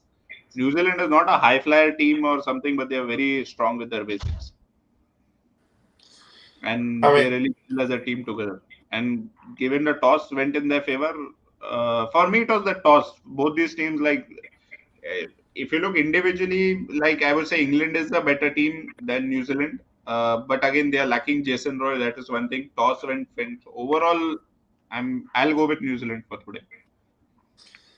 I'm afraid after New Zealand, well, they played well in their last group match, and England got beaten by South Africa. I think England's momentum might be waning a little bit. New Zealand won the toss. New Zealand are very buoyant. New Zealand's it's there for New Zealand to win, I'm afraid. And I'm disappointed because I think England deserved to be in the final, but things aren't quite going right for them. In T20, there is no such thing as deserve, Norman. ODI and World Test, there is. Why can't they deserve it? What do you mean? Because it's a very how can you say, a very that day specific, that ground specific. Who are the members of your team? And those factors really get expanded a lot in a T20 compared to a ODI and then to a Test. It's so but you here is so critical. I think the important player will be Butler. Butler gets a wriggle on, he gets some runs that England have won. Only I'll say England winning is scoring 180 plus. Forget the 6 overs and that all is all. It's in the end, can they make it more than 180? I think 160, even 170 is something New Zealand would end up chasing. 180 plus, I would say, yes, England would have the lead. Oh, it's going to be exciting. I think this will be quite an exciting match, actually. But do you seriously think tomorrow's match, that Australia's going to win easily against Pakistan? You can't say that. No, can't say it's going to be an easy win. They can upset. And that's why I feel Pakistan obviously start favourite. And the reason I say England winning today is because I think England in this World Cup has looked the only side who would probably go and stop Pakistan. So England-Pakistan final would start as a 50-50, because both have played very good cricket. I just don't think Australia deserved to be in the final. I don't think they played that well. They had a very ordinary win against South Africa. They got absolutely smacked by England. The other games they've won, yes, but they were, they beat Bangladesh and Sri Lanka and the West Indies. It's not exactly exciting, really. But your favorite is back in form, David Warner. Oh, look, he's gloating. I want to, if he's really good, do it in the semi-final. I don't care about it. Do it in the semi-final and the final. I think that. See, remember how England bowled to Australia? They smacked them. They got all these early wickets. Warner, Mitch Marsh, they all went very quickly. Yeah. Actually, Owen Morgan's been pretty good batting form too, hasn't he? All right, here we go. Watch a few balls, guys, then we're going to stop. Okay? Yeah. Saudi is opening. Yeah. He's only 32. I thought he was 35 or something. He's only 32. Yeah. He started early, I think. He made his debut quite early. He did.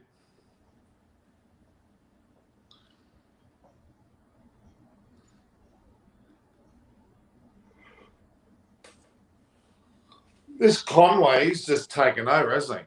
He's a bloody South African, for God's sake. Yeah.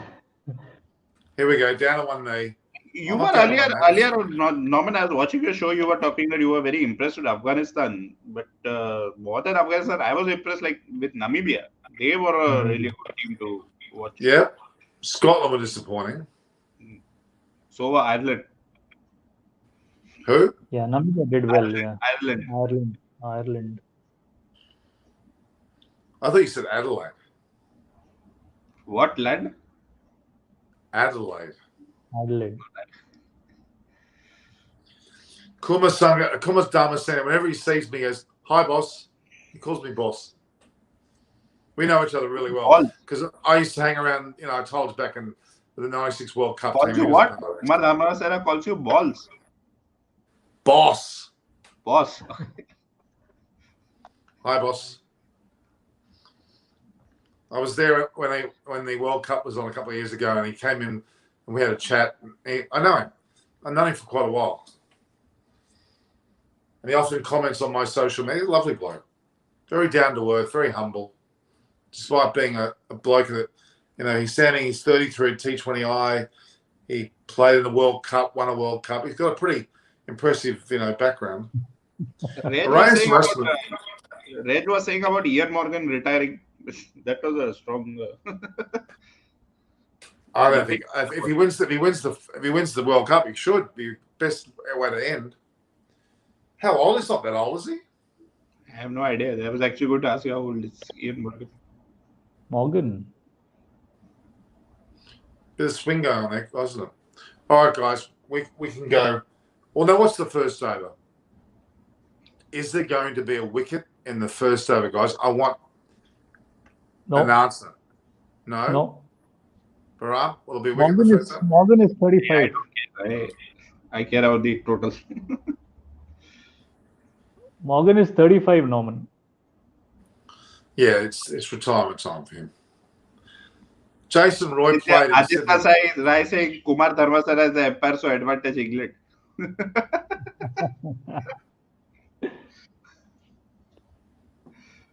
Oh, that was a cheeky run. Oh, gee, that was a bit cheeky.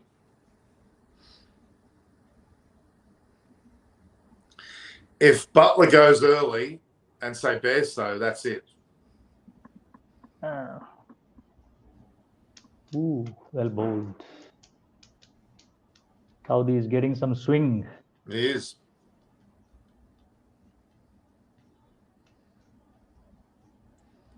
But Butler's been incredible for me. He scored a century, a couple of 50s, I think he scored. Oh, Jesus. I thought Butler edged that. Yeah, that's swing. Yeah. Everybody is tanned over there. Have you seen that, Norman? Yeah. All the players are tanned. Beautiful delivery. That really did go. Desert sun. That was a classic outswinger. Outswinger, yeah. 2 runs. Oh, gee, I tell you what, it's pretty. Paul first over at batting. Okay, Norman, then let's vamonos. Naresh, bye-bye. Okay. All right, guys. Yeah. Thanks, Naresh. Thanks, Brahm. See you. Bye-bye. I'm Enjoy. hoping you're available for the next 2 games, okay?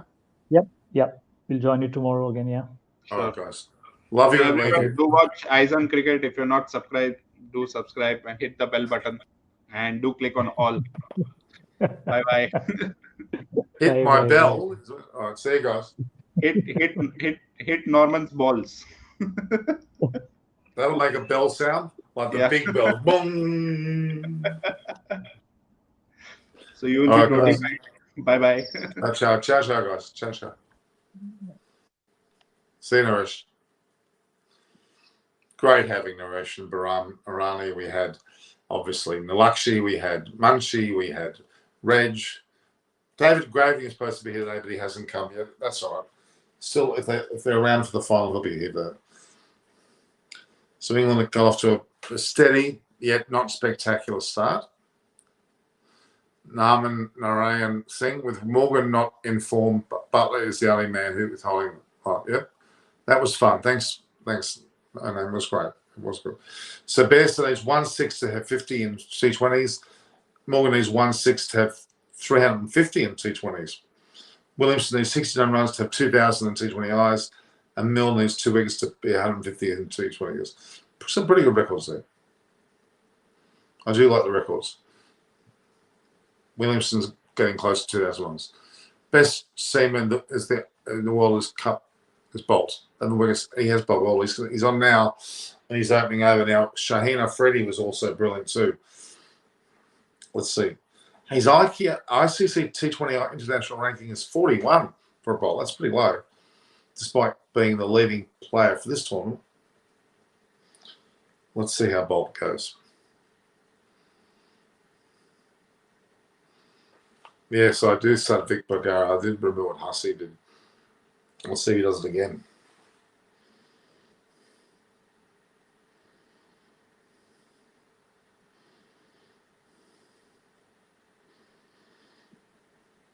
I've got a feeling New Zealand's going to win this. I've got a feeling that New Zealand's going to win this.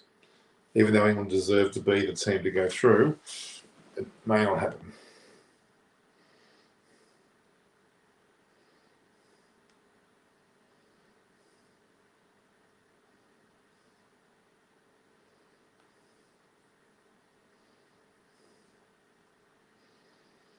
No, England are not going away with it just yet.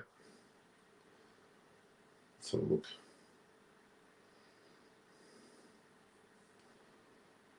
Butler's hit beautifully all tournament.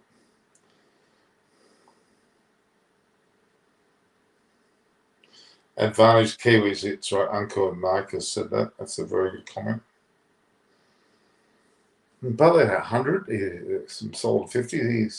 He's the goods. He scored 264 runs in this series so far, 245 behind Bubba Azam's number 1. So that's pretty big comments. The Tahiti video's got 98. Beautiful delivery.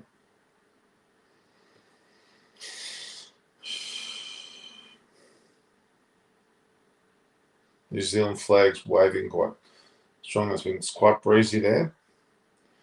Pretty humid.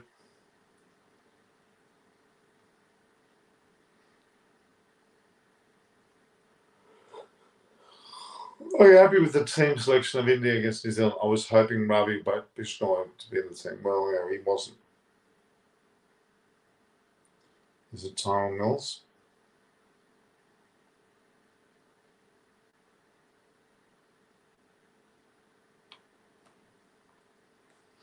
I was hoping we would pick a lot more of the youngsters. Yeah, Bishnoi, Gaikwad, Shreyas Iyer.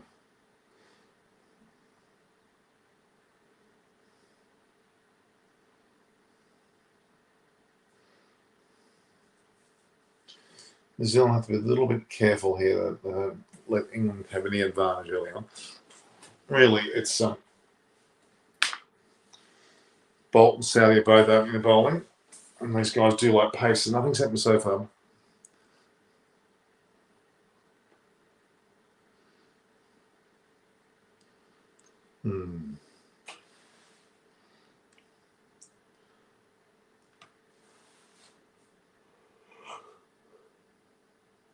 Oops, it was not meant to be where Bairstow wanted to go. It was an inside edge that's gone in the final leg. It's gone for 4. It was a very lucky 4. You're right. Clapping. You can't clap that. It was a shocker on the shot.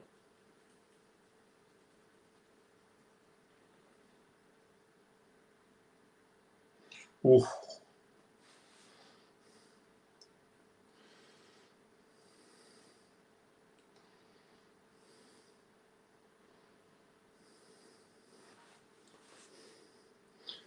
Frustrating to watch that.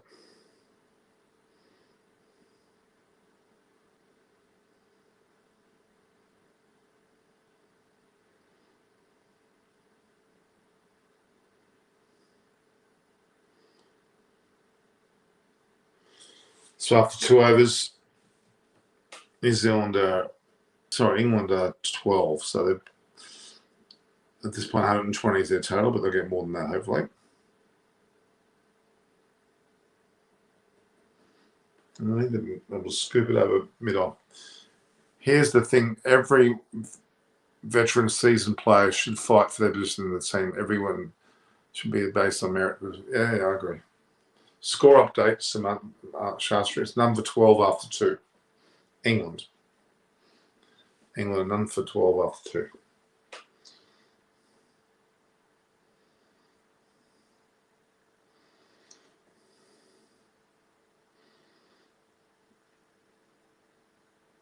Bowling so far has been steady, not exciting, but steady. Butler should suddenly see off. Scoreboard them. Okay, I'm gonna put the quite a better. Okay, so New Zealand 1 toss.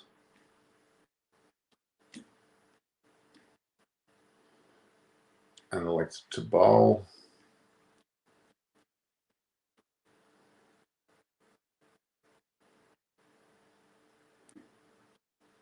With England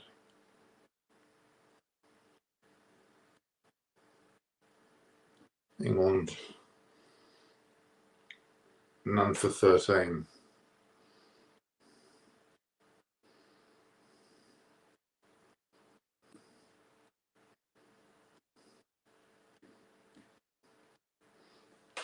Well, 3 overs or so.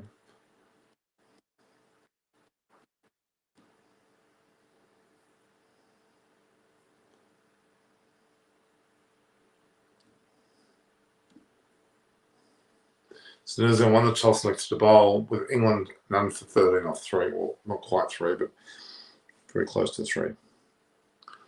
There you go.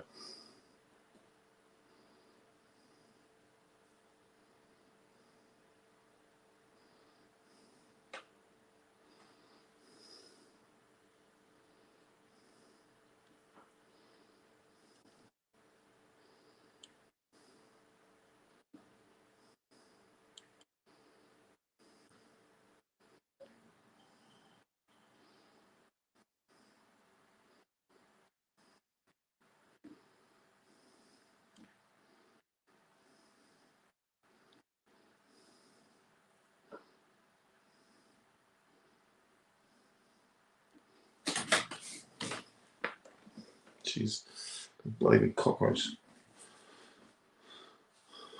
There's a score update for you, okay? New Zealand won the toss, elected to bowl, with England none for 13 off 3 at this point. Looks like it's exactly what it'll say. With none for 13 off 3.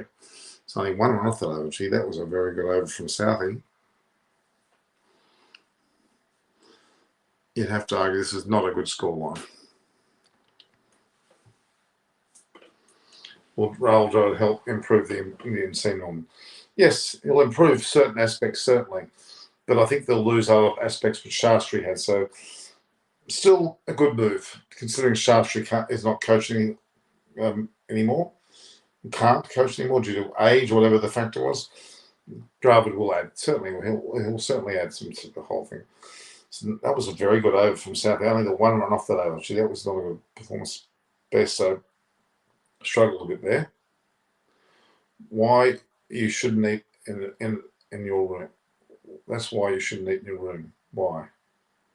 Why?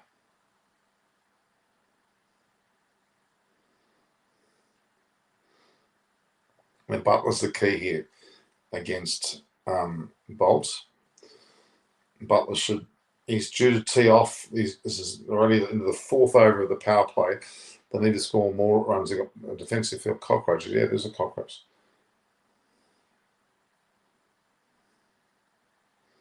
Oh, I get you now. I get you.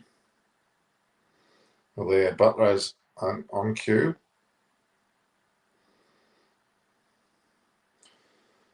Besto was a bit quiet the previous over, but as soon as he faces this now,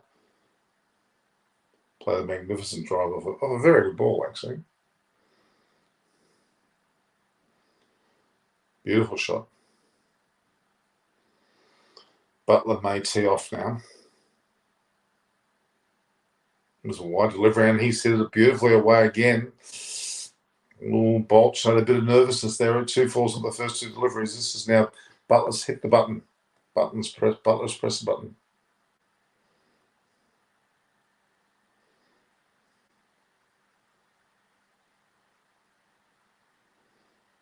There's a reach for it, but he played it very successfully.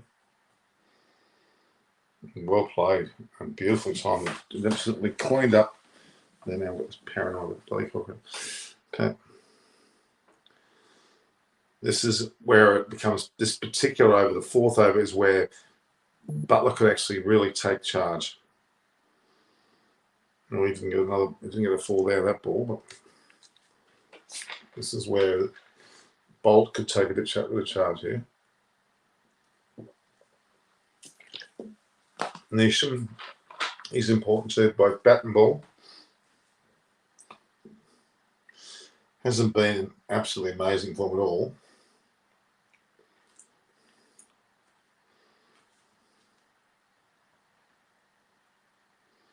Oh, and Bolt bowled a short ball. Butler's gone for it and got a top edge. He's got another 4. Is it a wide? No, in fact, it looks like they're calling wide. He didn't touch that.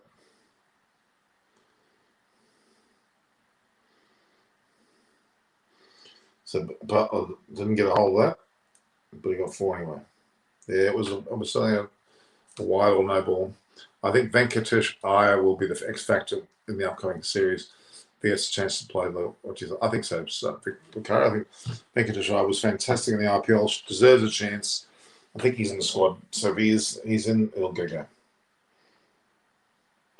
Another good drive from Butler. He's looking really in ominous form there. That was a good over for England. Bolts none for 19 off 1.4, none for 21 off 4, 8, 12, 14. Actually, I think it's 4, 8, 12. It's actually 15 off the over so far.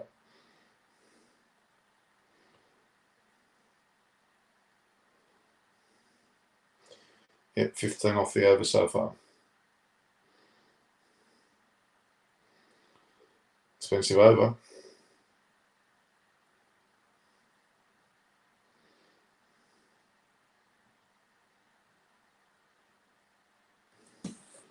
What's what happened here?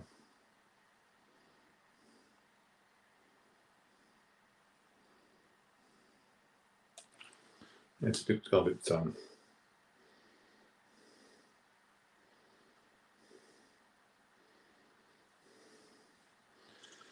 let's look here. We've got a bit of a stalemate here. What's the score?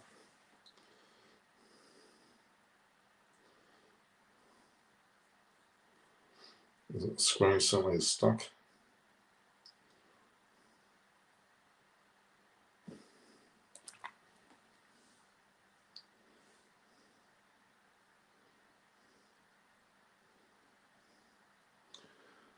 Not happy with that. I'll turn it back on again. So none for 29 after 4.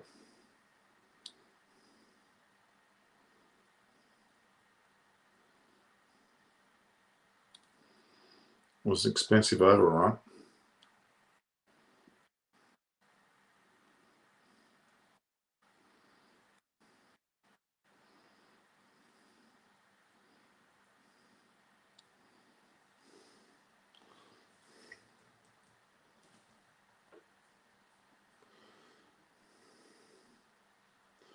Enough to, oops, that was another Butler. That was Butler this time with the inside edge.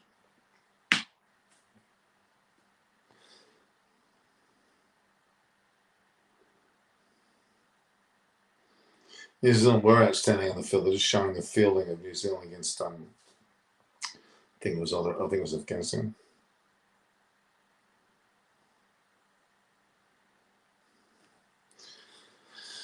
So we're looking good.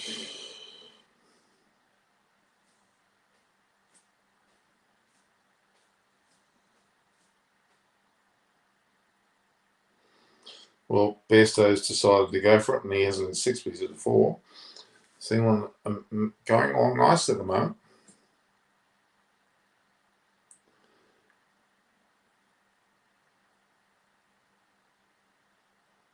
Not the most well-timed of shots, but it still gave them 4 runs. So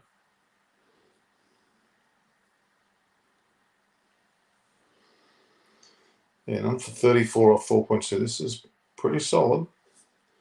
Run rate's jumping to 7.85.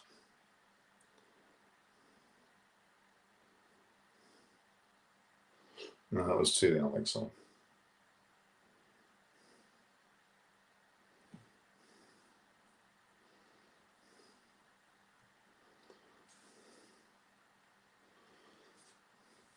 So far, so good from New Zealand.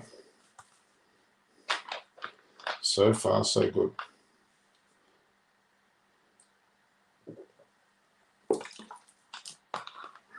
Nation may come in the bowl soon enough.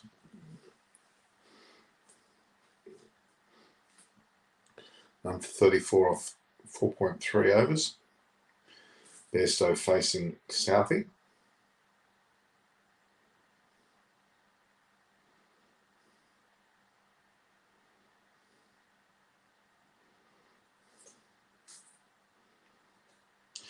Yeah, 7 or 8 and over in this early stage is pretty good. Sam Billings is there. He's having a bit of a chat to the coach.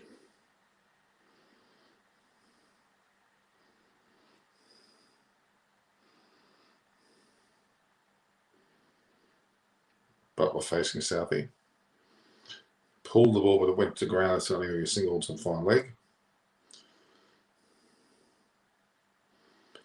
So far, there's 7 off the over.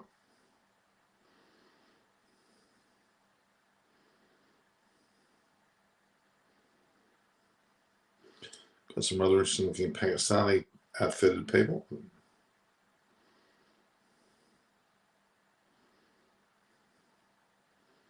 But they're not playing today.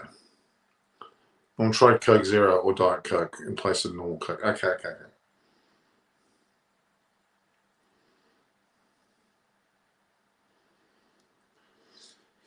So that's 37 after 5. They've got 8 off the over. So 70.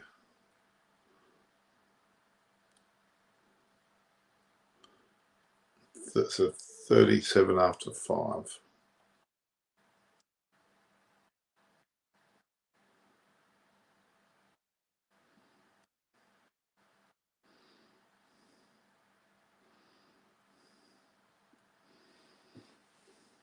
None for 37 after 5.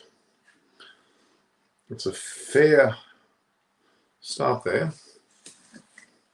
New Zealand won the toss, of course, elected to bowl, and therefore England are none for 37 after 5. 7.4 thereabouts per over.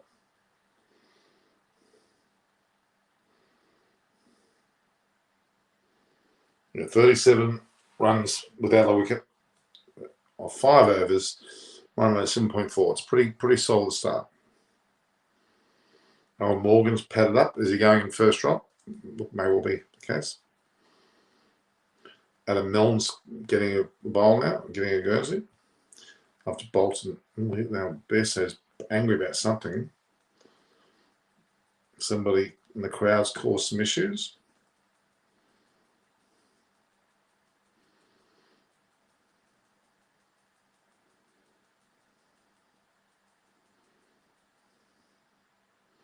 Adam Mills played 5 games, but he's only taken 2 wickets. Hasn't set the wall on fire. Oh, and looks like Williamson has just taken a great catch off Milne's bowling, and Best has out for 13. First ball, he's hit it quite solidly, but straight to Williamson, who was ready for it. And sharp felling with New Zealand. There's a bit of a question now whether actually was up there, was checking whether it was in fact caught, but it looks like it's out.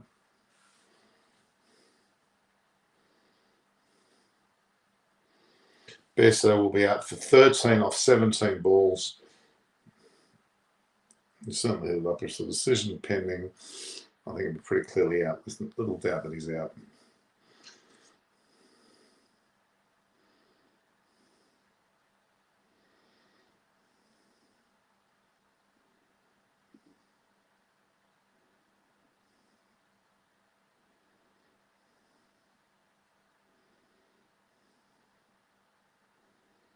There's no doubt.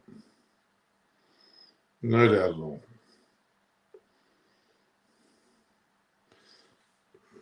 He's out.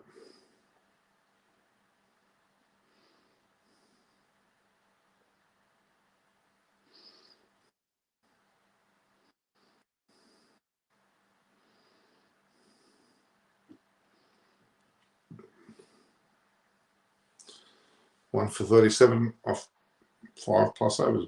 Besso 13 off 17. Not a bad start, but that shot, well, Milan's in now. He's obviously been the T20 player of the #1 player, they're saying. It's his day now. Darwin Milan. So obviously Alan Morgan's going in at 4, I'd say.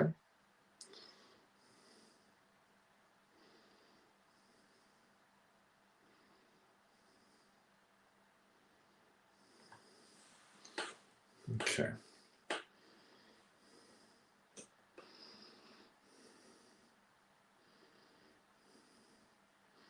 Darwin Milan, he's not that young. Age 34. He's ICC T20 rankings now 2. Not sure who's won, but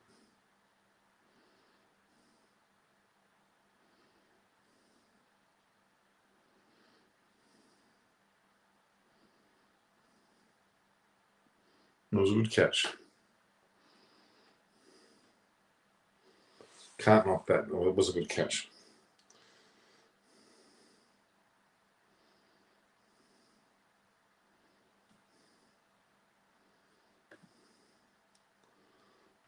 Okay. Let's see. It's with Butler still there, there's every chance. But at this point, 1 for 38.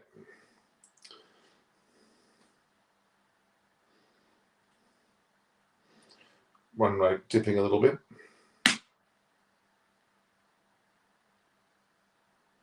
Paul Rifle's checking something as the off-field umpire, the 4th umpire, I guess, 3rd or 4th, probably the 4th. Butler's there doing some score prediction. Well, the way they're going, 150 is what England probably will get. 150, close to 160, but is that enough? I don't think it's enough. If they were to get 180, then it'll be a great situation. But 150 to 160 is just a little bit short.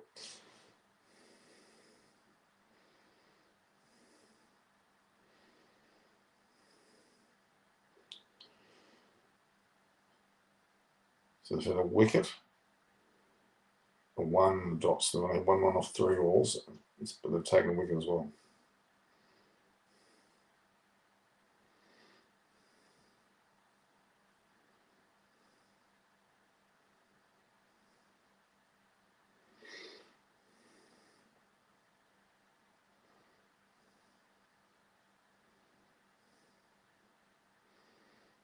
He's a good shot, Butler. Personally, taken me off the one.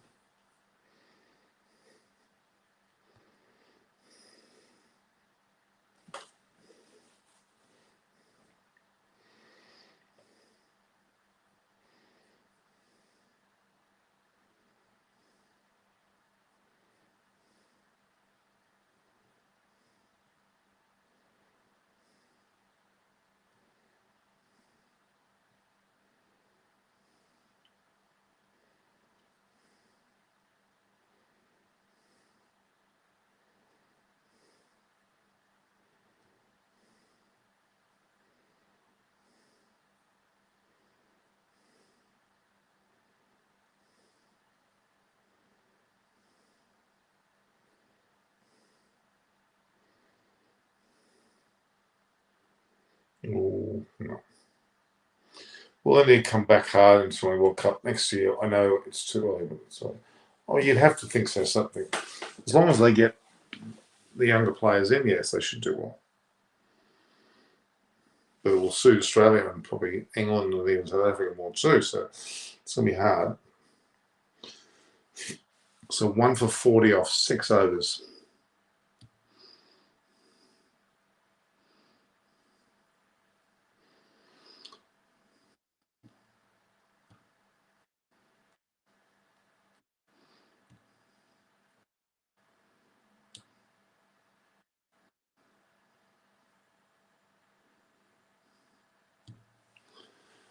So 1 for 40 off 6. It's 7. It's less than 7 and over now.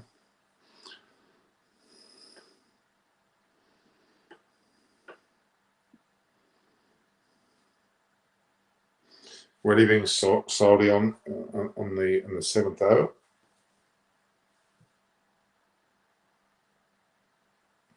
It's taken 8 wickets over 6 matches. This is bowled pretty well. Butler's on 20, Malone on 1. 1 for 40 off 6.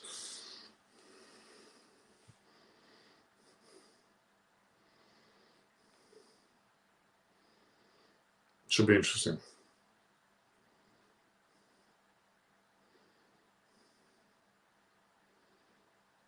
I would have stepped out and taken on the full.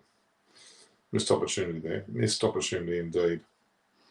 Missed opportunity.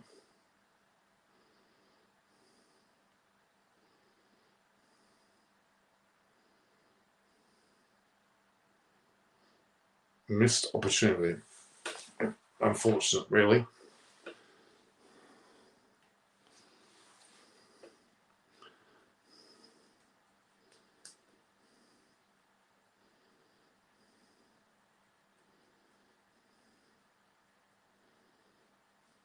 Tilt the first ball?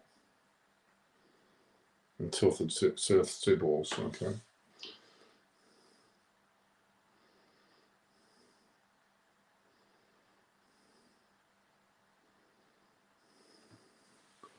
Let's see how we go. So these second 2 balls.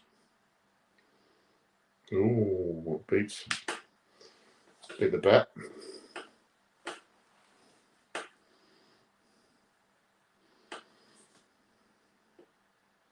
It's fun. Ooh.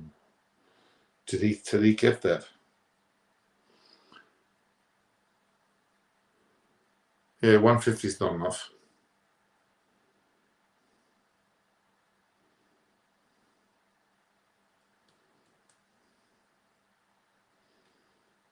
But we're going to go for it.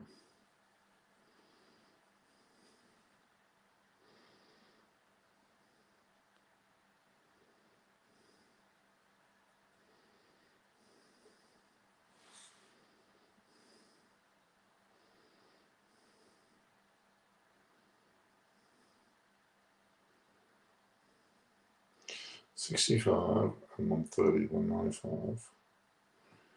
Yeah.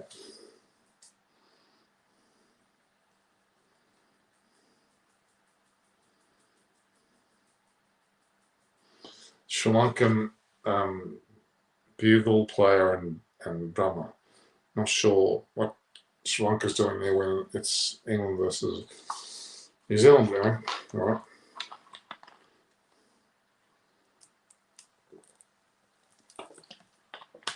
So he's well. It's effectively 5 off the over. 5 off the over, 1 for 45 after 7. They're slipping, they're slipping it back up a little bit there.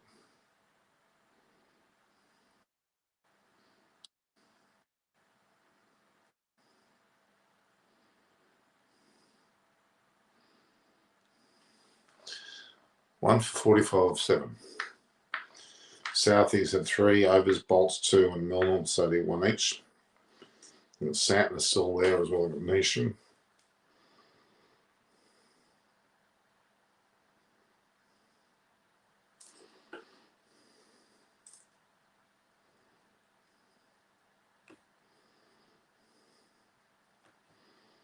Satin should be the ones they should tonk. They've got to tonk him.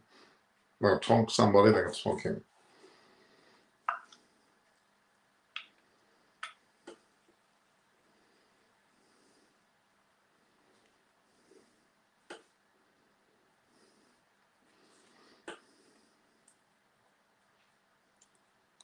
Milan.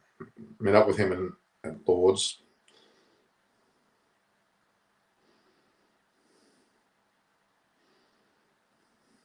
Milan's certainly gone for it. Has only picked up a single.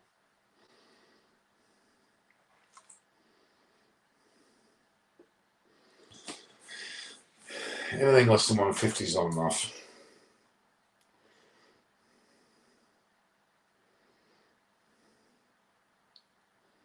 If Butler does not get out in the next 3 hours, he is going to take the game away from himself. Well,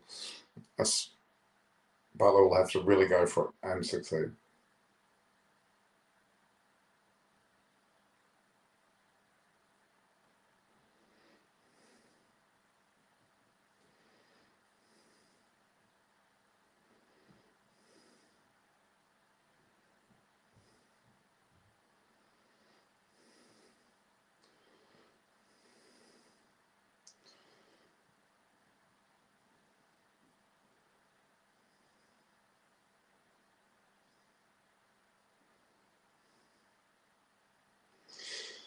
Good shot from Butler. He's taken a reverse sweep and it's worked. He's got 4 for it. So England have reached the first 50, 150.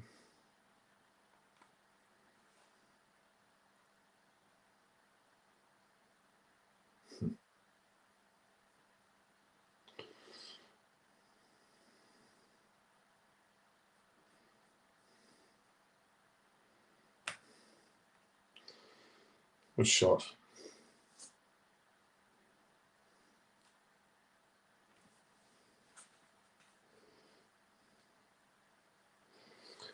$150 or 7.4.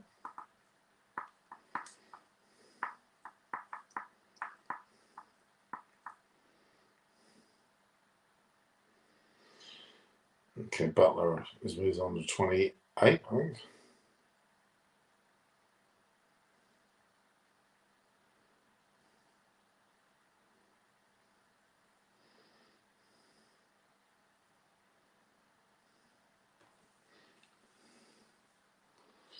So 1 more ball left in this, the 8th over. Still not quite setting the ball on fire, England.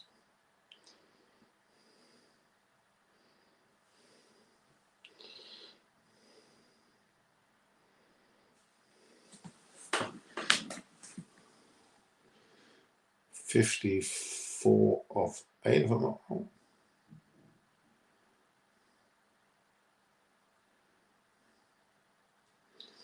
It says 53 there.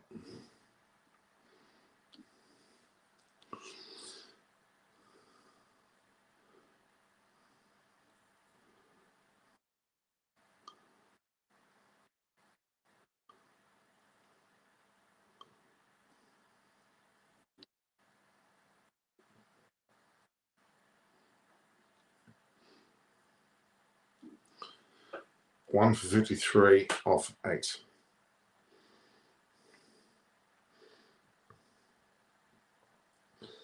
Oops. Butler's just got out of the other. I don't know whether I don't know if it's worth challenging. He's challenging it. It didn't look out to me.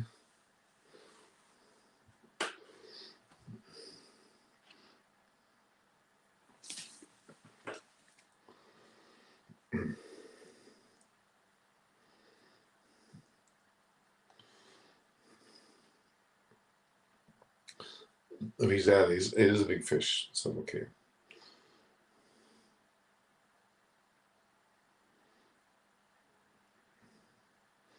No, I think that's hitting outside offside.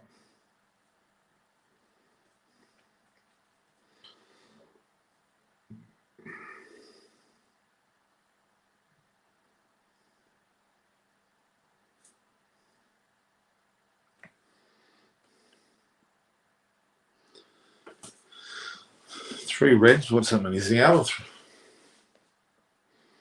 Ooh, he is out. Oh boy, that's a blow.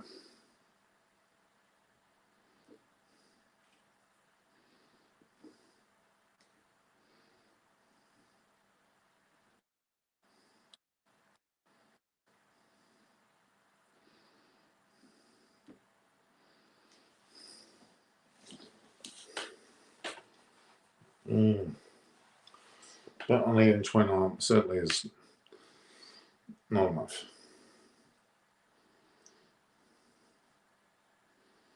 No one else comes in now.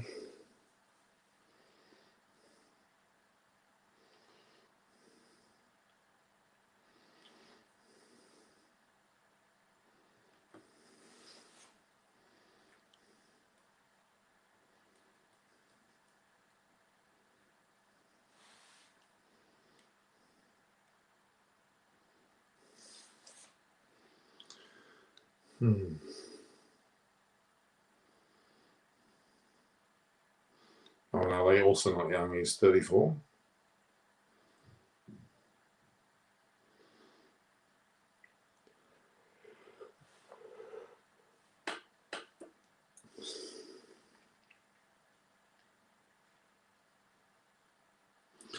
Oh well, so he's taken the wicket that they didn't want to lose.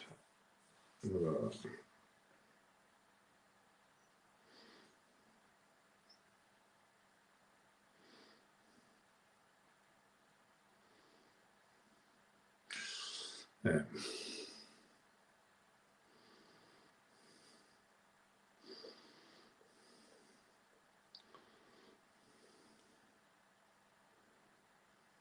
Yeah.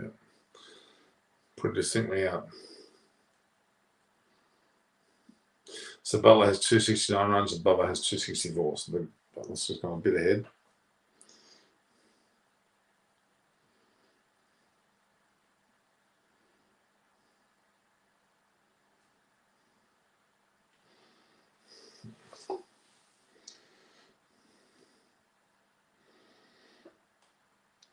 Second over, they've lost a wicket in the first ball.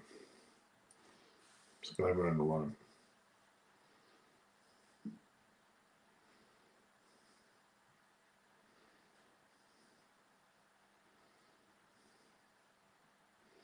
Should have put that away.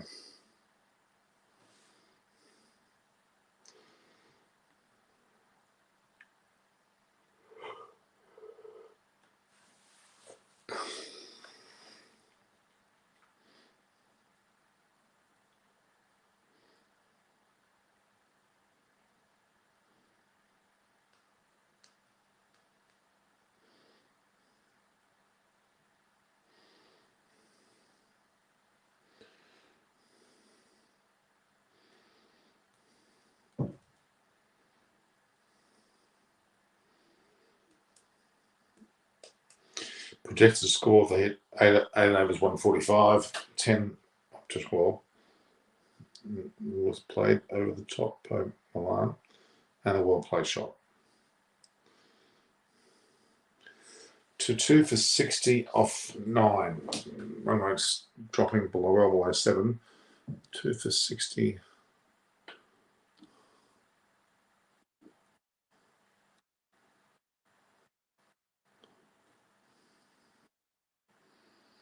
If they can keep Wiggins and Tack about this rate, they should have a better chance.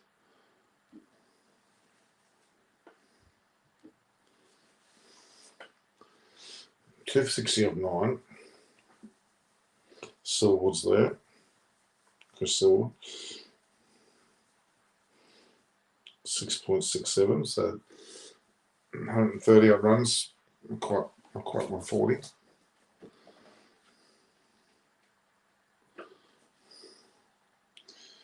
Nation's coming on.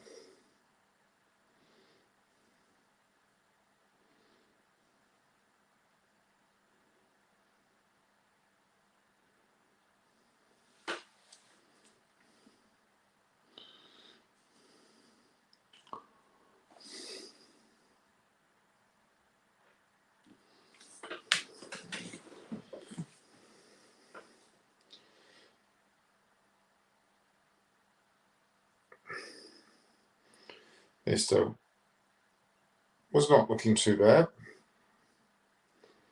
Getting on with it.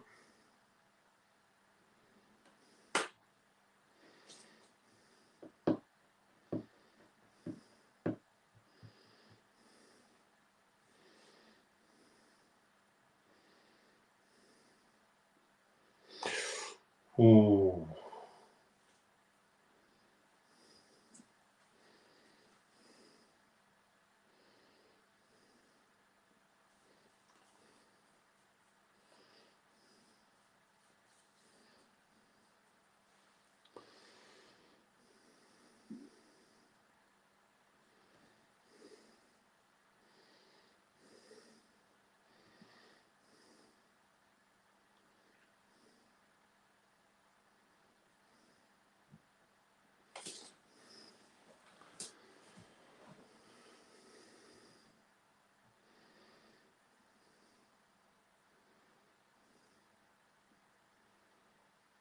Oops. Got away with that.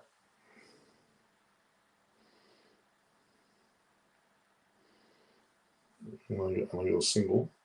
There was 2 on that.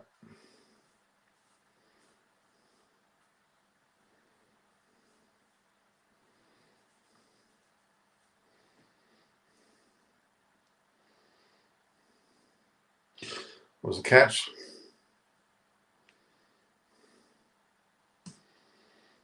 Off Nation.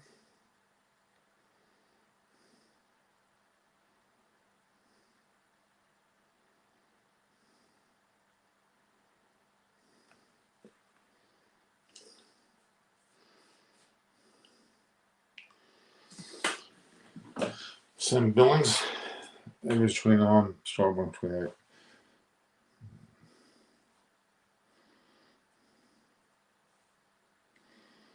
I'm not sure the Billings is necessarily any better. But Morgan coming as well.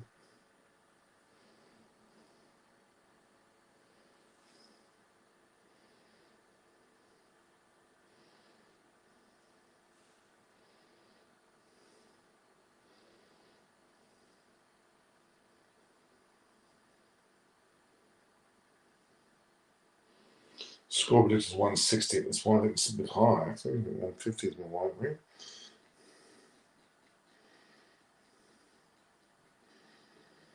Last ball attempt at it.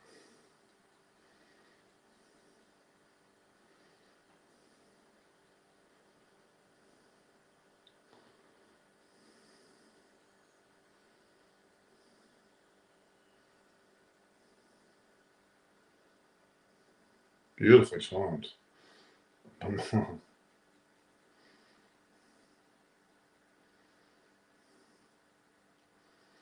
67 off 10.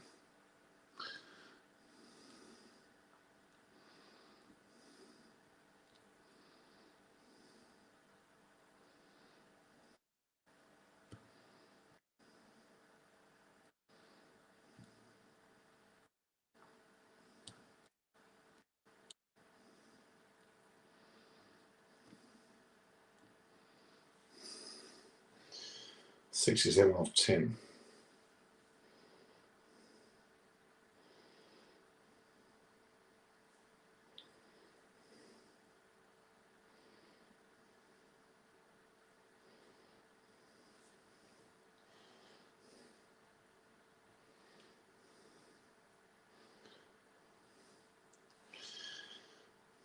button's gone. It was unfortunate.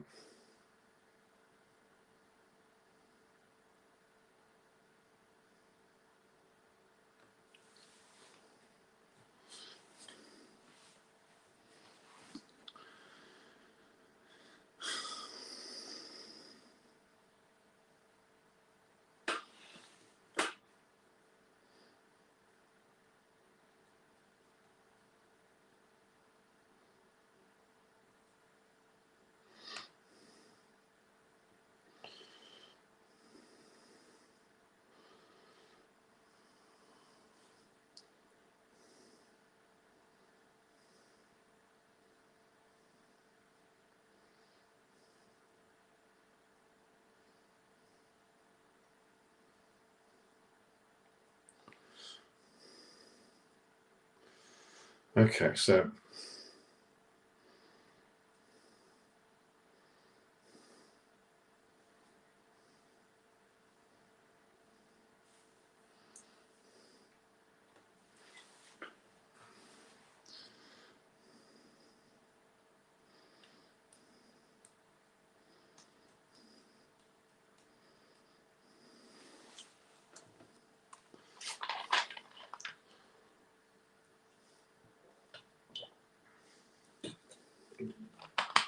the big game tomorrow, Australia versus Pakistan. This one at the moment, England are doing okay, but they're not dominating. New Zealand, Pakistan, they should win this at this stage. It's just lost Butler. So got Morgan. Okay.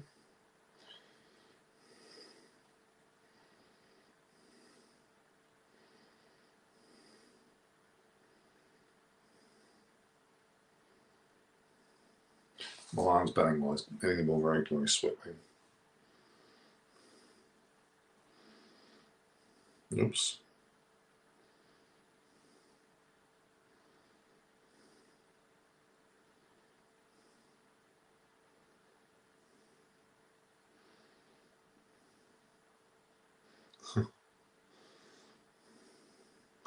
It's banged us around a fair bit there.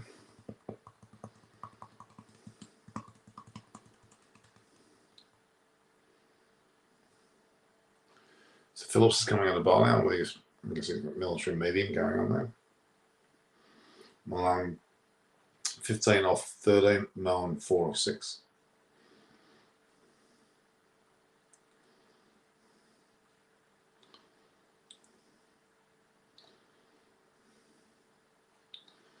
A little short.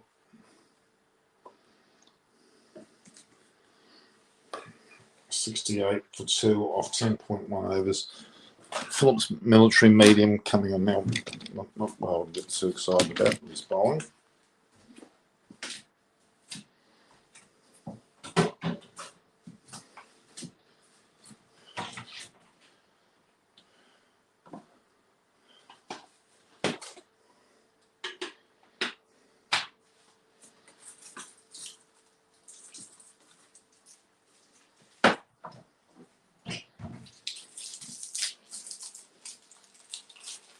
Back in a sec, guys.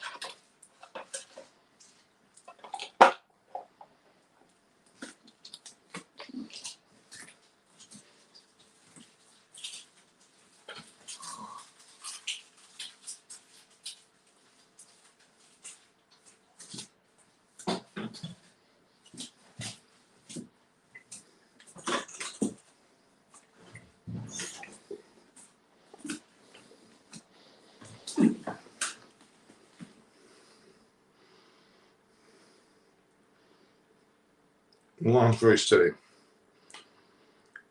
Have to pressure carries ahead with such little resource. No, that's true. That producing quite worked out. One 76 has been 14.4.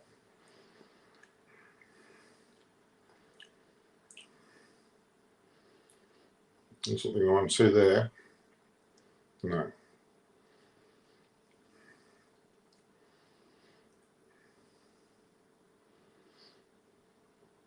10 off the others so far.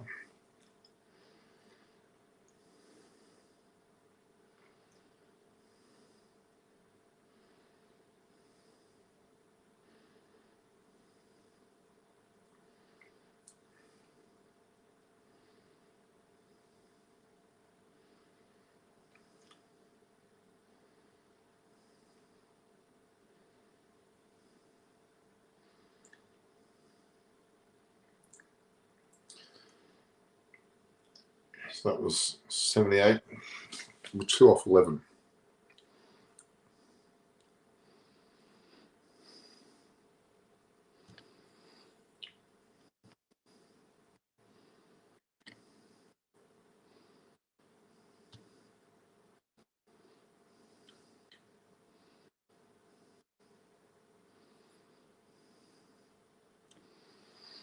So 2 for 78 off 11. Just over 7 runs and over. Milan 24 off 17 and Milan 6 off 8.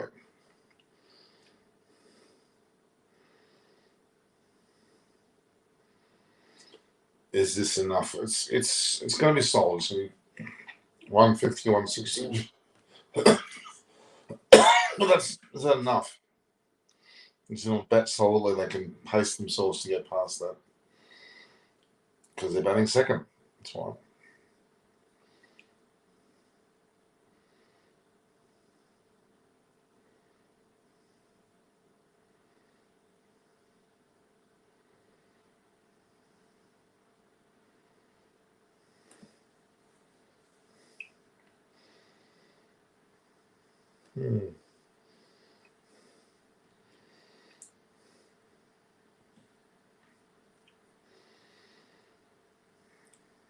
Well, it's a fairly steady match. Nothing to get too excited about at this point. Shot by Milan. We set the gap again.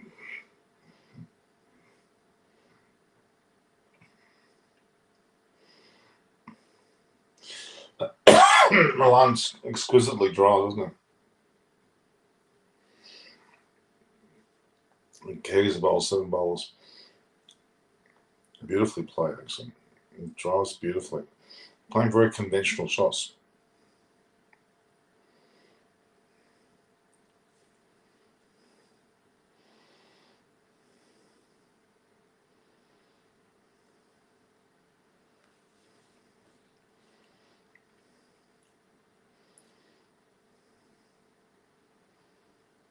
Phillips has definitely hurt his hand or wrist.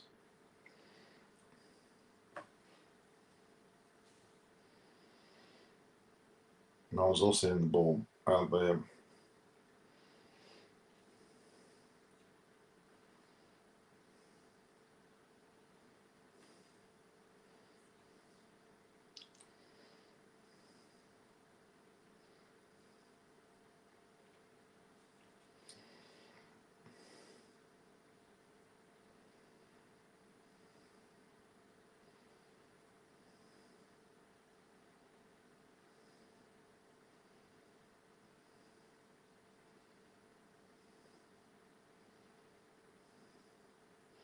Milan's got to go to Australia. England smoking will win. No, it's a bit early to say that.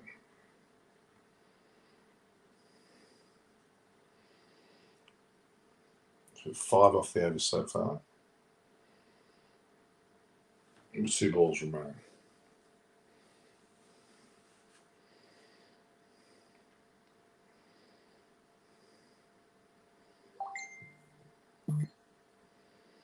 Yeah.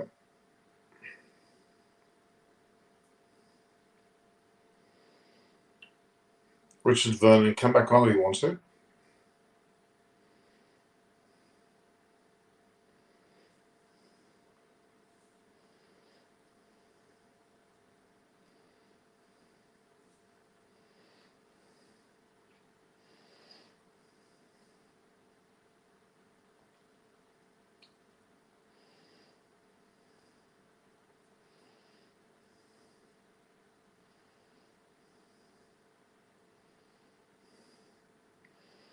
Well played, but I want to get at least a single there. Okay, so it's 3, 4, 5, 6 off the over. 2,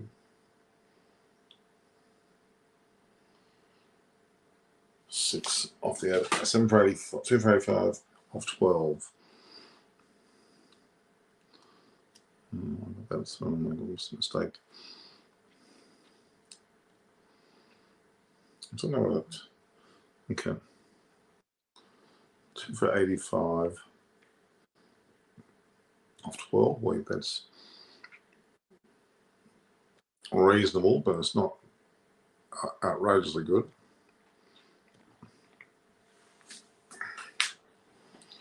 Two for 85 off 12.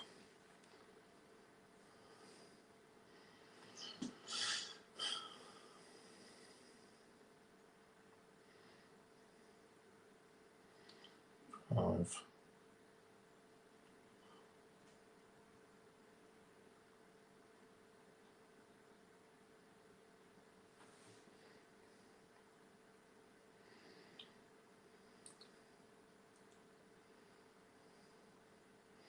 So big wide.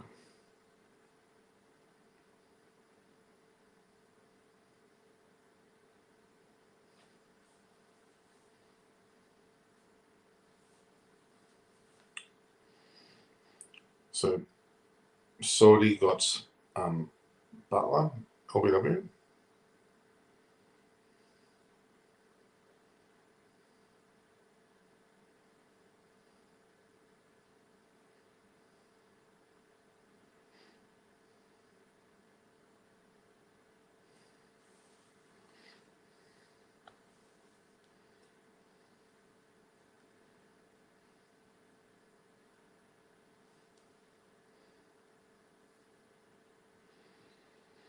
So what is your score line for England?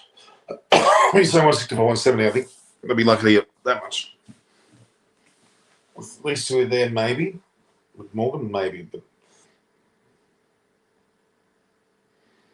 Milan's had a good shot, but well fielded. Williamson below 21 stage. What's Simon Smith think? Well, New Zealand have got a great position here at the moment. If they can, even though England might get around 50, 160, so 165 at the stretch, I would think that New Zealand should be able to get it. They can pace their innings accordingly.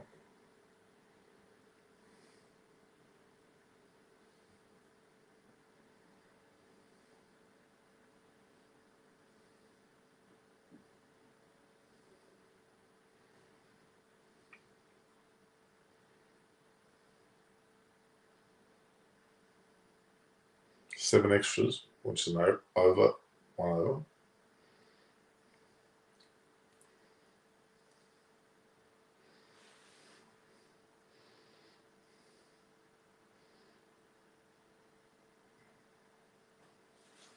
Okay.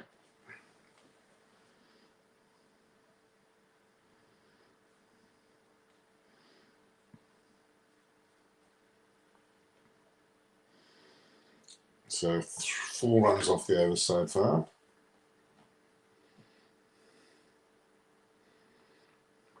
Score predictors won 170. What's the score on England winning? Well, whining. Difference to winning, isn't it? Well, that was a full toss, and it was a shocking full toss. They got a fieldsman out there.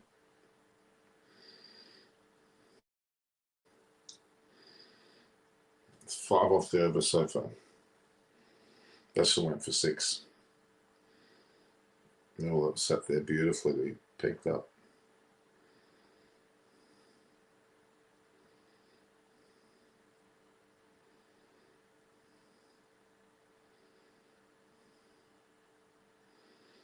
is there a boundary? It looks like there's a boundary. Yep. Wide delivery is not the order of day. 3, 4, 5, 9 off that over. 9 off the over. 94 was the score.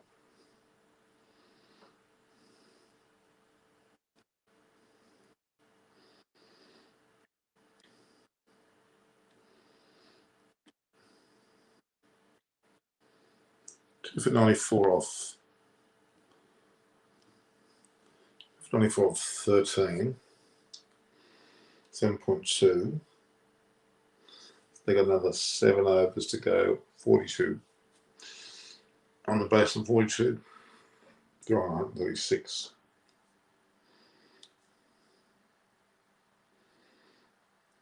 Current run rate, they get 145.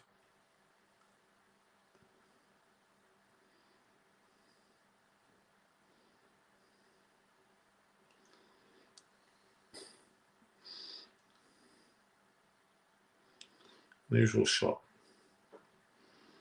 so the least.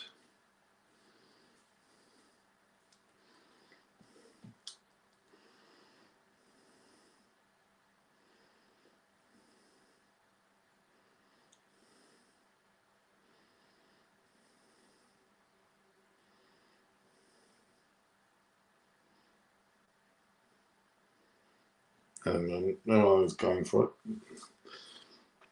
I haven't lost too many wickets though. There's one thing in their favour. They only lost the 2 wickets.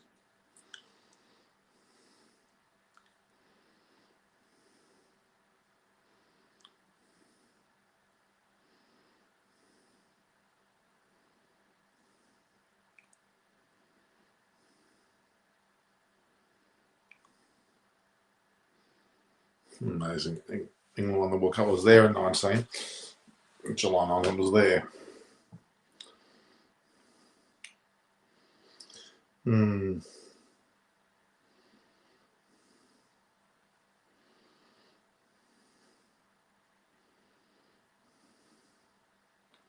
Stokes scored 84 not out in that match. Double 59. Very impressive.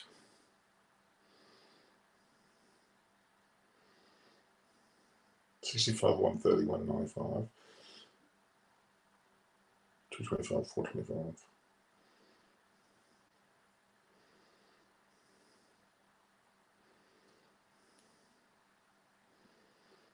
Oops, Milne comes in while Milan hits it straight back at Milne.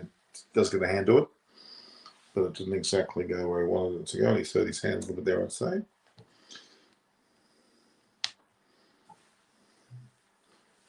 Here's the thing I've learned. Blame of due issue on Indian viewers. It's the same for both sides. There's a half moon there.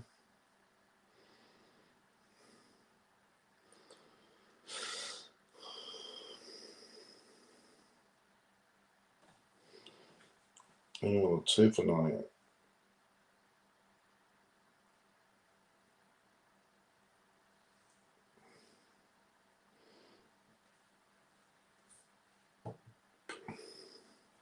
So far, so there's 2, 4, 5 off the over of 5 balls. So not a great.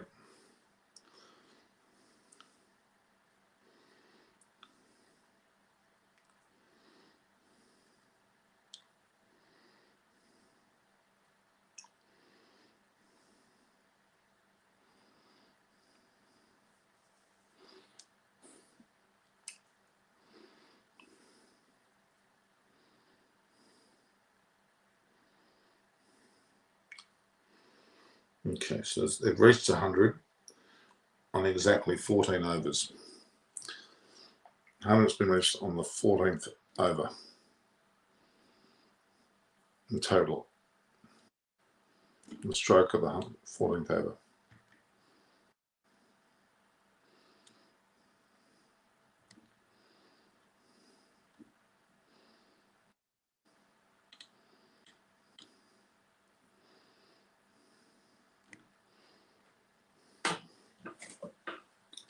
Then don't forget Pakistan play Australia tomorrow. That's going to be so 2 for 100 after 14 overs. Now that means there's some 30 deliveries left.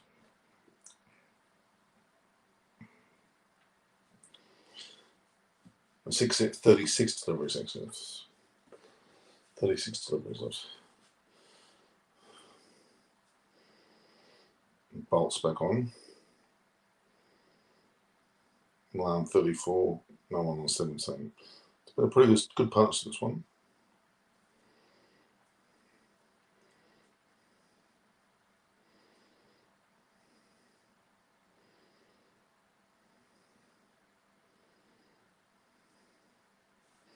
Mohan did well to get what was a very good Yorker off his pads.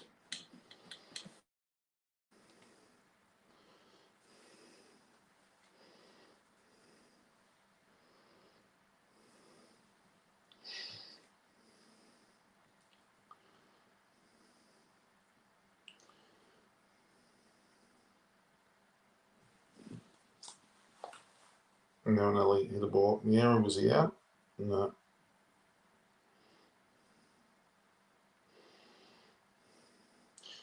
Potential catch didn't happen.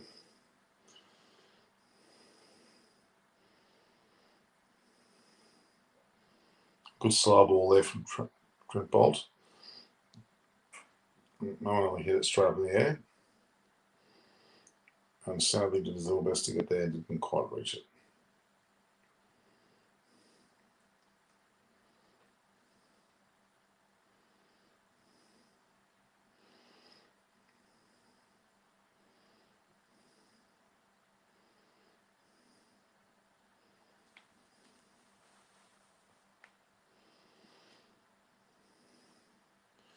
Still hovering on that 7 runs and over. Catch dropped.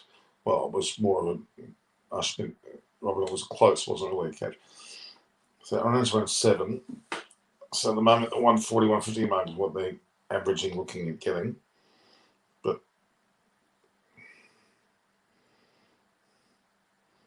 it was shot from Molinelli, got a hold of that one.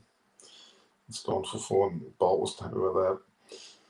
6, 8 off the over of 4 balls.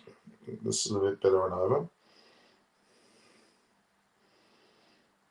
Full toss. Well, half volume actually.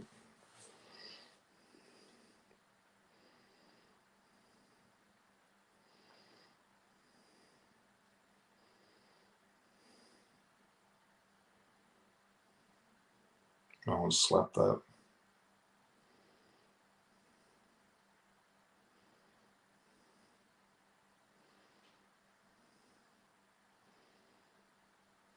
No one off the over so far.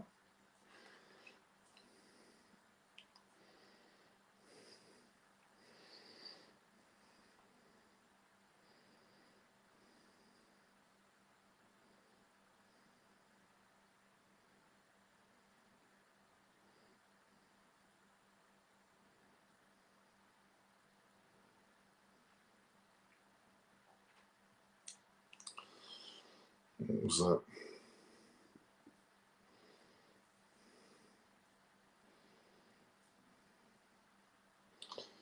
So 110 off 15.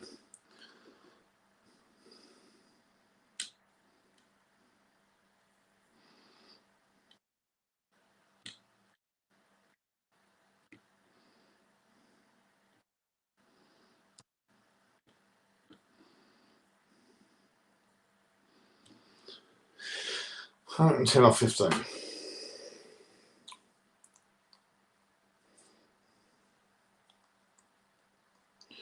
Well, with 5 overs left, they got another 50. That's 160. That's okay. It's a game. Game on.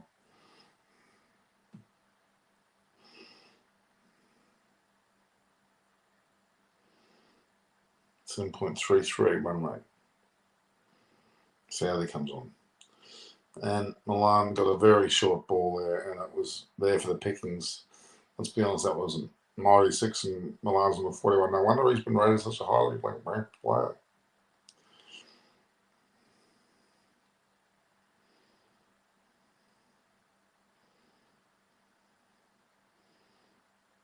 He got that beautifully. It sat there and wanted to be hit.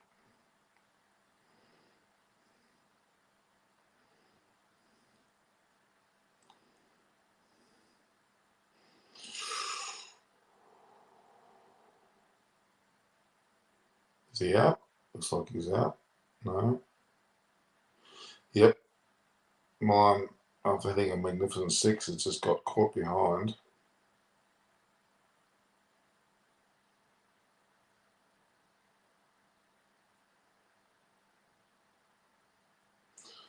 Geez, I didn't see an edge there.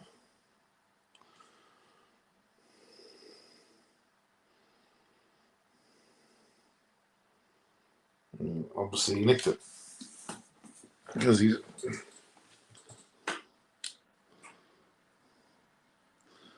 after hitting a very, very solid 6.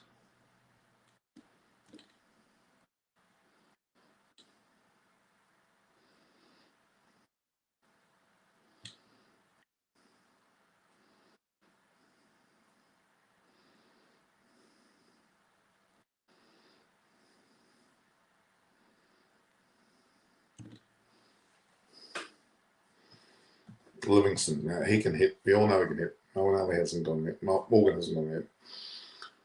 Liam Livingston is the day of reckoning for him with some 4.4 overs left, so 28 deliveries. Could be the time to post some damage.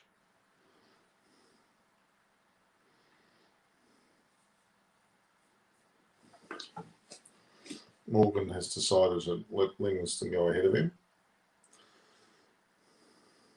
I think Morgan should have won next, to be honest. Yeah.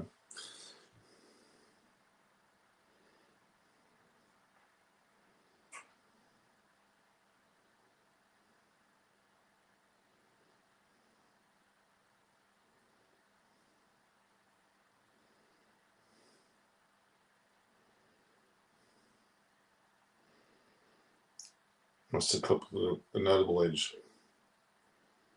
230, 350, 429.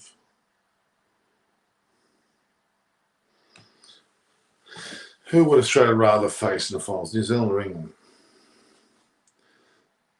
Probably New Zealand. But Australia have to beat Pakistan to get there.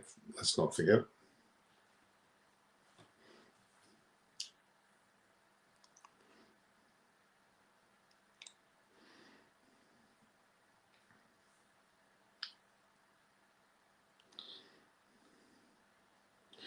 Ooh.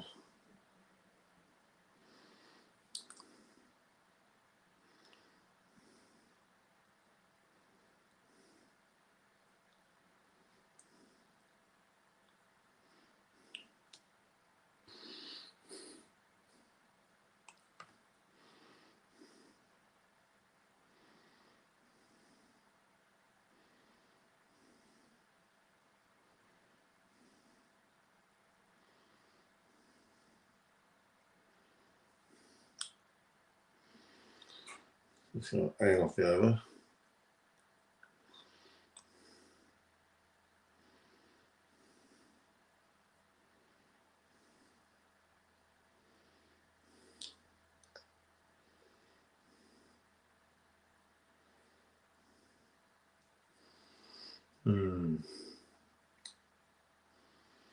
One ball left with 6, 8.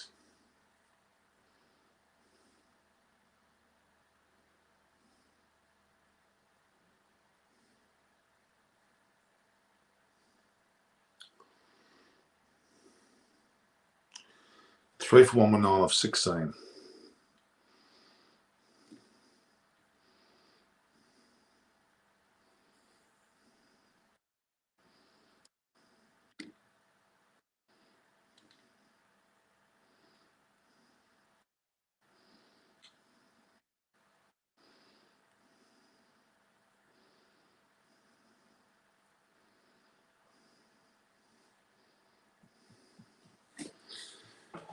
So 4 overs left.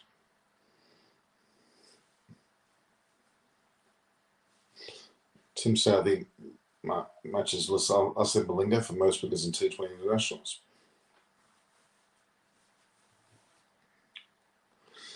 Shrikant Agarwal's here. Hey.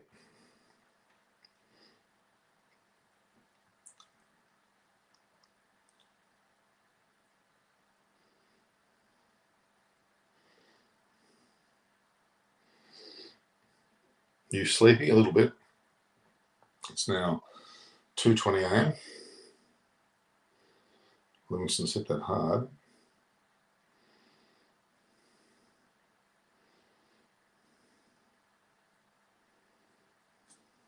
I'll watch the end of the 20 overs, guys, and then I'll call it quits.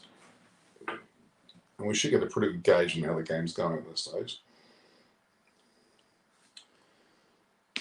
With after this, there'll be 3 more overs, 8, 9, and 20. Come on, England. Making game of this. Oh, and Alex hit a nicely timed 6. Beautifully timed, actually. Well played. No one's on 30. He's looking the goods. 7.78. The run rate now starting to pick up. My place is flooded and now power is gone. Oh my God, that's what happened there. What a shot. It's a very nice shot by Moen.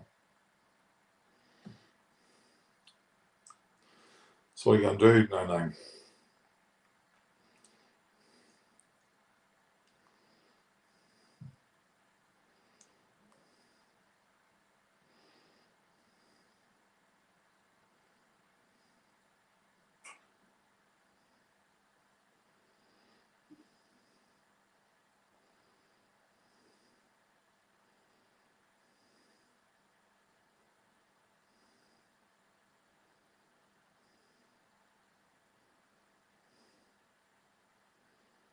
Oops.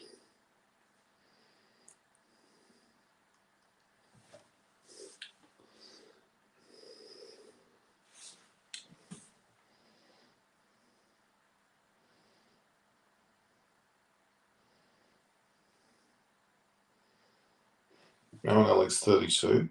Livingston's only had a few balls. He hasn't done anything yet.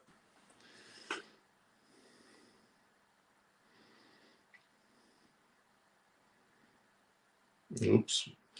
Wide and Moen isolated. Good luck.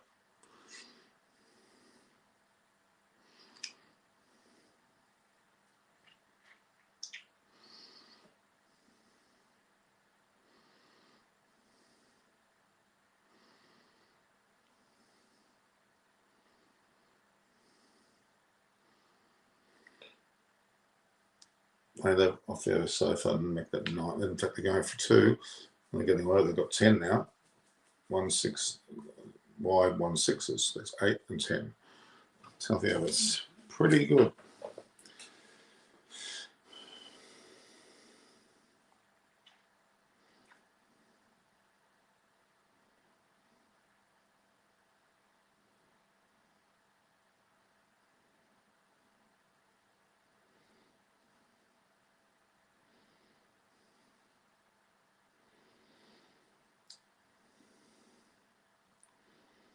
So 6, 7, 8, 10, 11 off the over.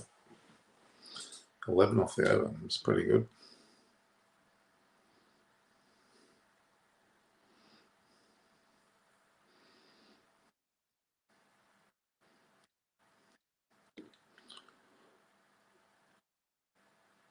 $30, 130 off 17 overs.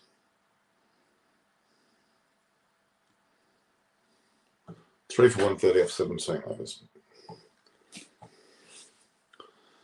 3 overs left, 18 deliveries. They get 30 again. They got 160. It's a reasonable total.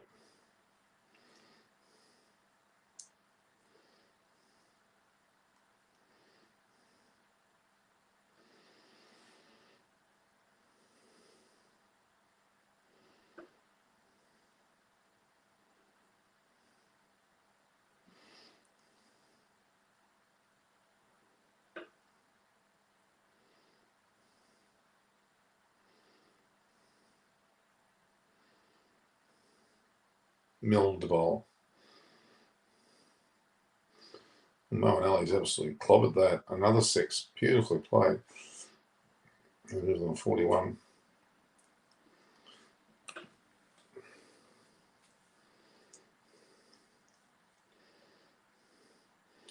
Bowling short. Doesn't seem to be of any use.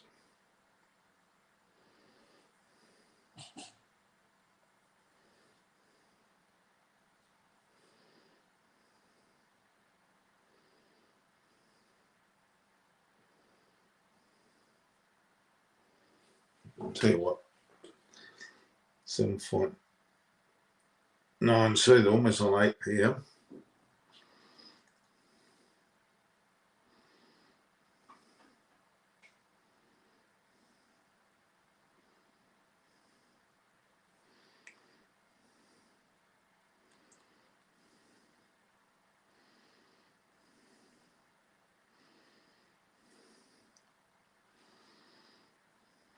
Eight.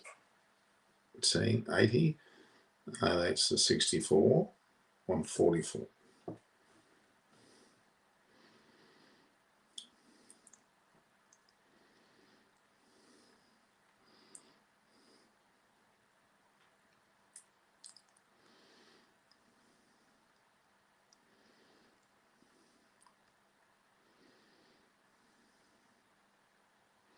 Seven.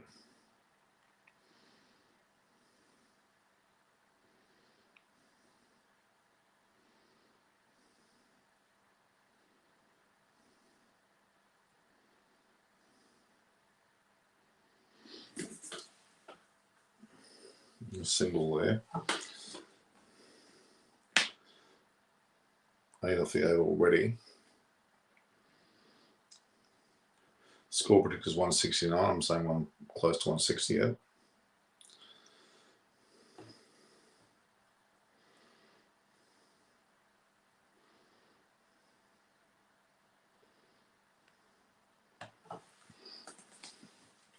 Need to look at. Mawanelli's hitting beautifully. So far, he's hit. Well, it's been a total of 9 runs off 4 balls.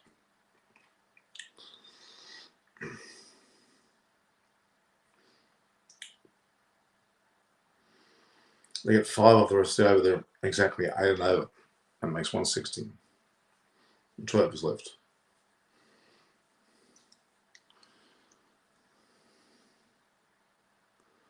Let's have a look here.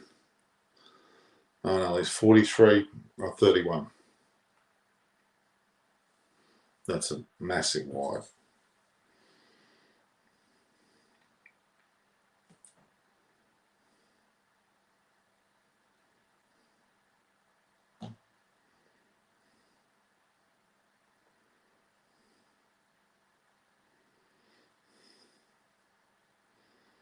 I'm just going to see how they go.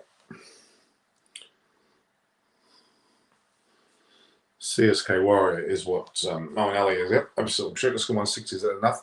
I don't think it is, but we'll wait and see. Oops. Livingston's certainly going for it.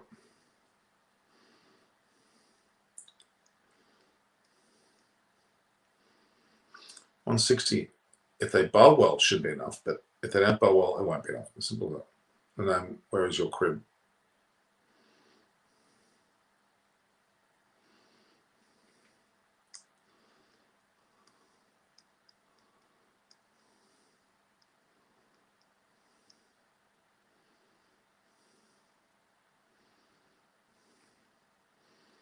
Darren Zemi and Danny Morrison are the commentators.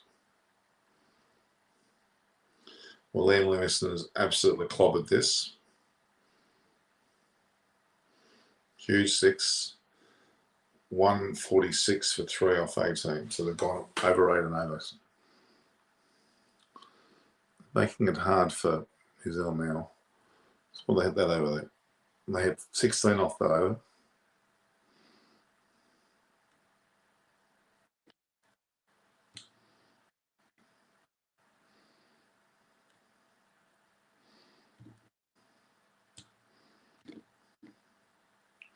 Pretty good effort. 3 for 146 off 18.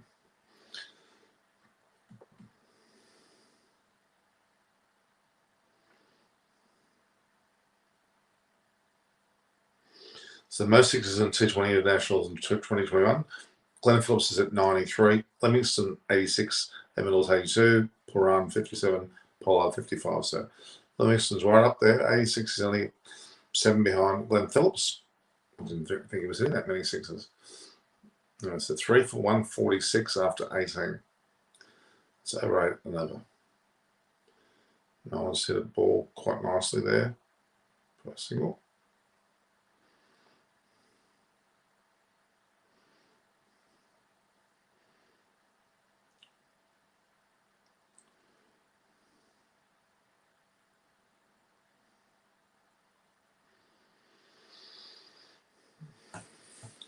Okay, so there's some 11 balls left. It's 160, sir. It looks like it's on the cards. Can it be stretched to 170 is the question. But no one on 44. Oops. It's a rainfall toss.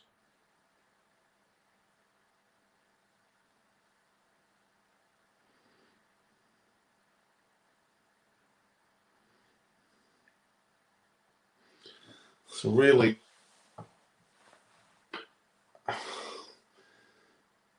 New Zealand aren't bowling that well towards the end of the innings, to be honest. They should be thankful they didn't let England bat second, because if England batted second, they would win it easily. And I tell you what, that's quite an impressive shot. It was quite like a slicing drive. So got 6-7 off the over already. They're 153. They're looking to score probably 175. I'm going to predict to score 175 now.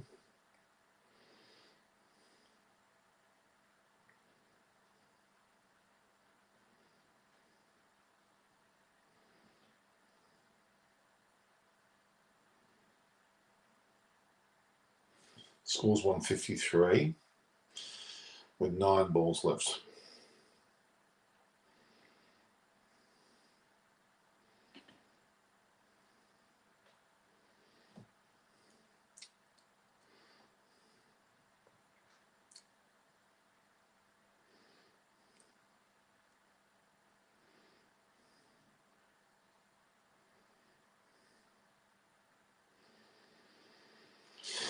Six, seven, eight.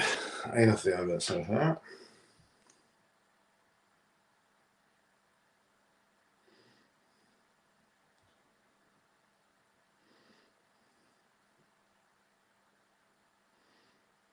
You're looking at 169. We're close on 179. They get going this way.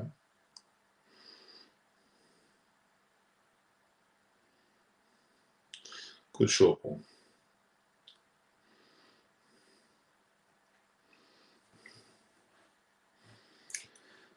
Anything close to 170 is now making it very, very competitive.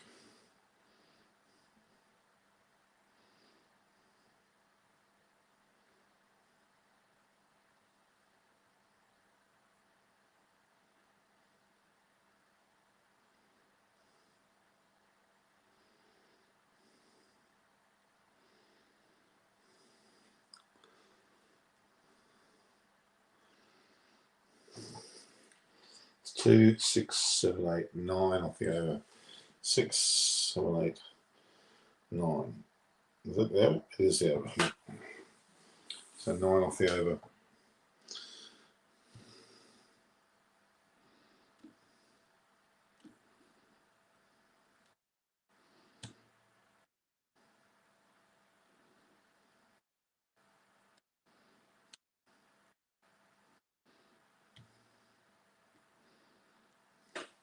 Three for 155 of 19.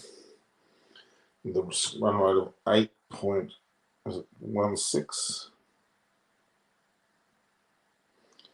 8.16.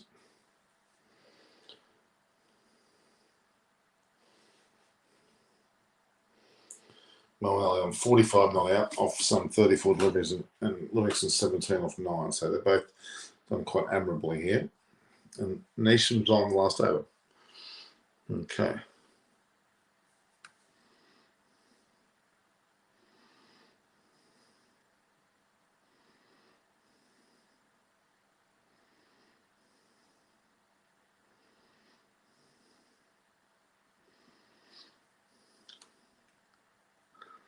I don't know how this is going to go. It's all upon New Zealand now to see how they're going to go.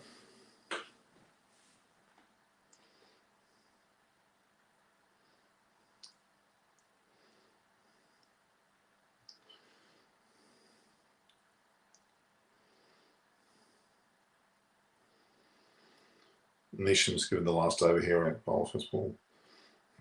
And Lewison's hit a lofted off drive and he's caught.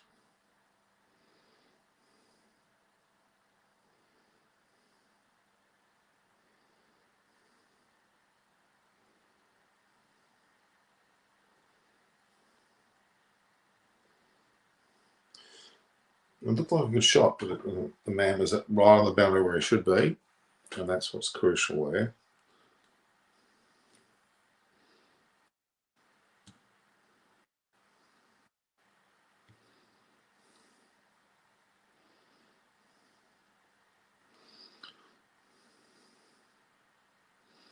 Fourth 156. Morgan's gone out there with 4 balls left.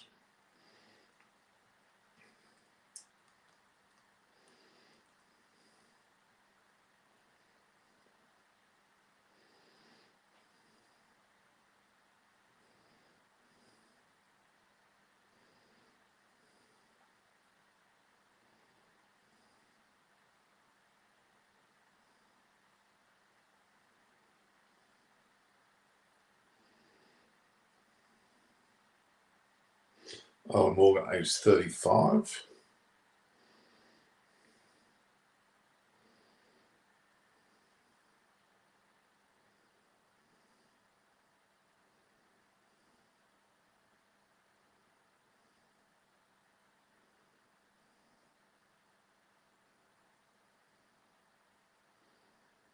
Oh, magnificent shot from Mo Elliott. He's just hit his 50 off 36 deliveries and really significant and important innings. Fourth 160. So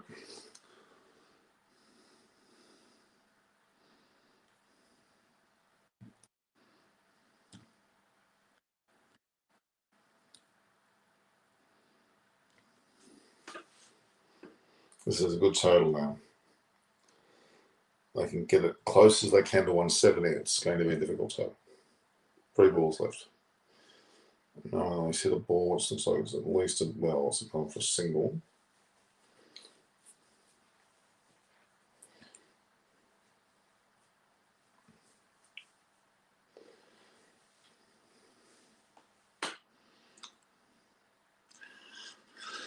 We're really looking at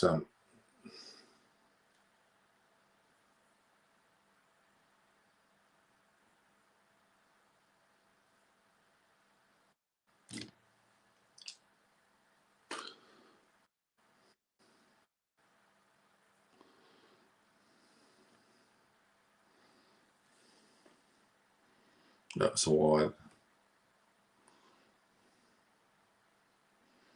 Yeah.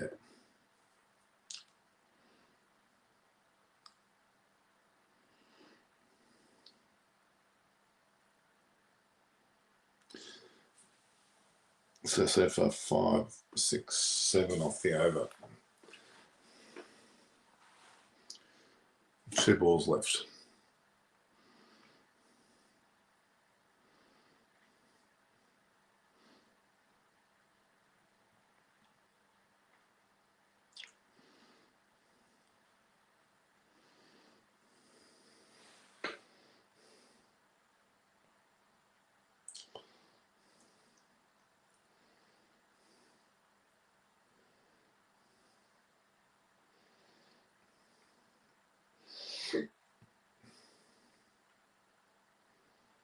Four, 5, 6.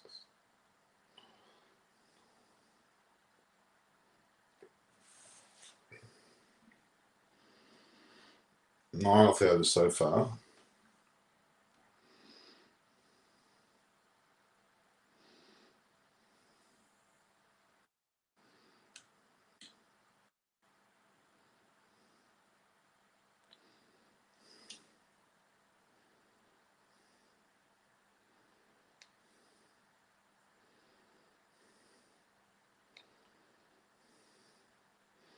Last ball. Has it gone for 6? It hasn't. Oh, he's dropped it. And they got 2. So 166. 4. Okay. 166 off 20. So that's over an 8 and over. Yeah, 4 for 166 off 20. The drop catch to finish off their stumbling New Zealand drop catch. Phillips, who's got a bad arm. Okay. So England 4 for 166 after 20.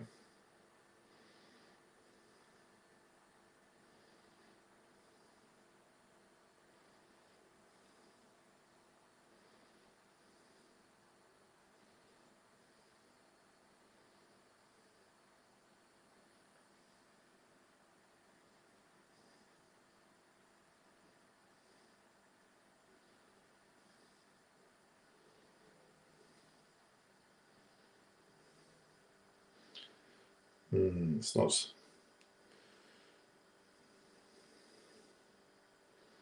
an ideal situation. So England 4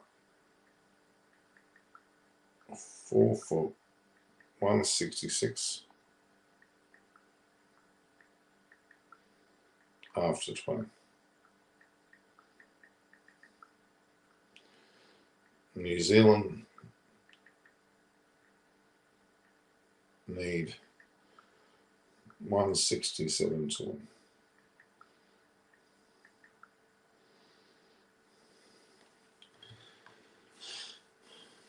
England are 4 for 166 after 20. New Zealand need 167 to win. Simple facts.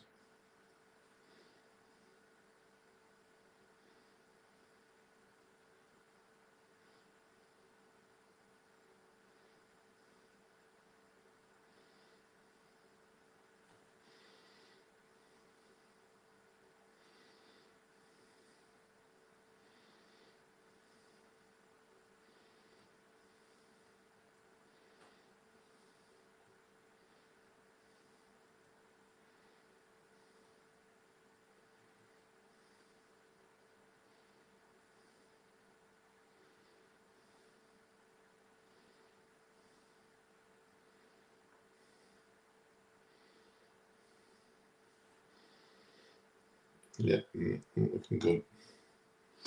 You would argue not looking good.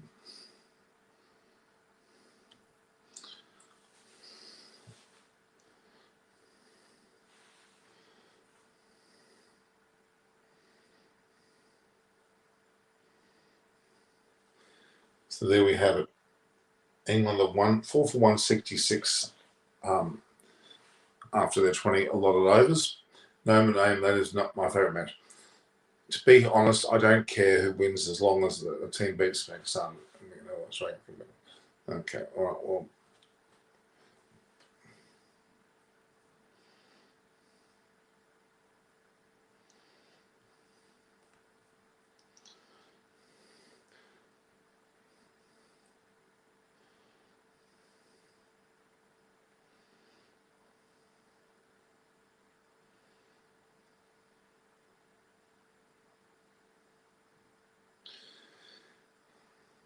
After that, reading about matches and highlights 2011 match was me attaining Nirvana, of course. So 65 and 130 is 195.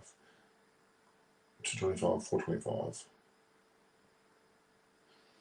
Okay. Nirvana, so the Guru. Okay. I think that's what it is. So yeah. New Zealand won the toss and elected to bowl, with England now 4 for 166 after 20 overs, which is 8 point something per over.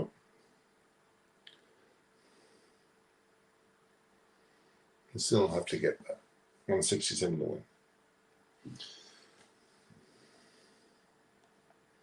So the win probability is saying is England 64%, New Zealand 35%. Interesting. Dan Boff, my real hit was only against India today, 1 for 40. Yeah, not good.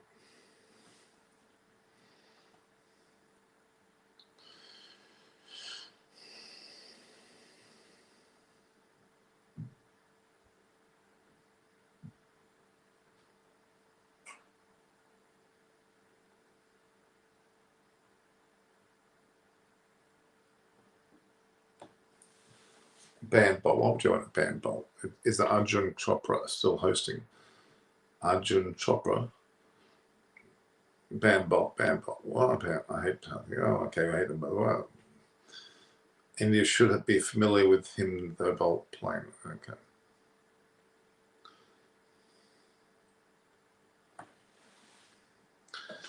Yeah.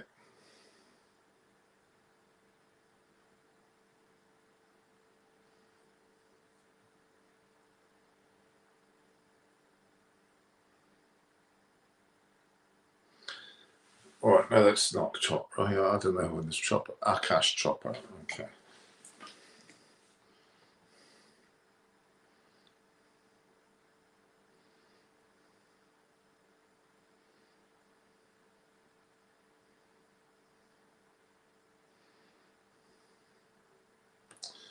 All right. No, that's not coming. There we go.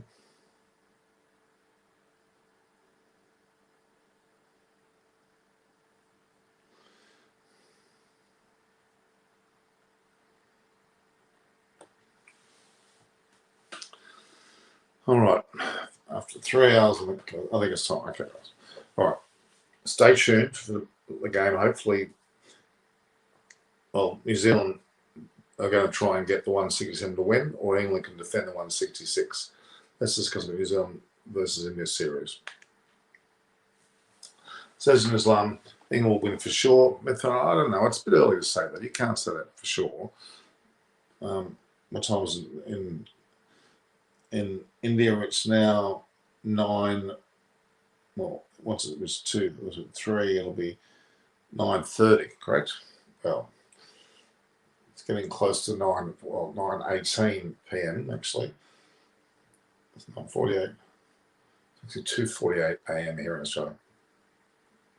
All right, guys. I think we might leave it at that. So I've done my 3 hours. I hope you've enjoyed it. Obviously, England are now 4 for 166 after 20. And New Zealand are to get 167 to win, or England can defend it. That's where we'll go. So we'll leave it at that. But the game tomorrow, preview will come on, Australia versus Pakistan.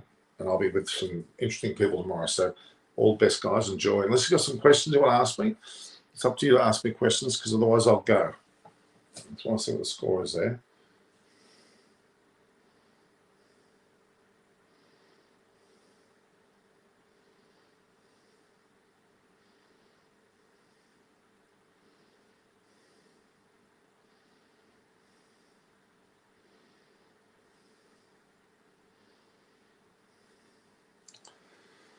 It's going to be interesting.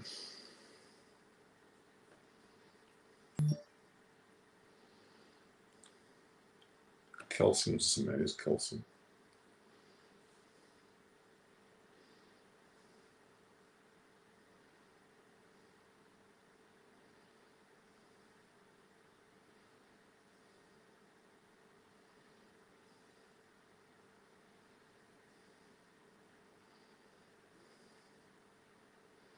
Not getting any messages there. Oh. Be here tomorrow. I'll be square. Obviously, that's why I'll be here.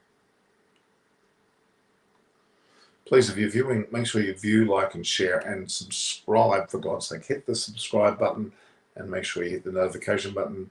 Go to Norm Koch, which is my Instagram, Twitter handle, my YouTube, of course. Eyes on Quick Norman Kochtank. Then you've got my LinkedIn at Norman Kochtank. Yeah, and Facebook the same. Quick info prediction: England win 54, New Zealand win 46. Yeah. England put themselves in a pretty good position, but they're not by any means certain of anything at this point.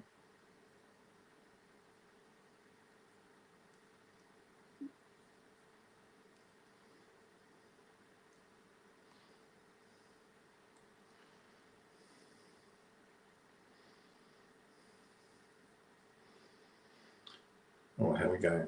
That's pretty much 50-50, isn't it? It is.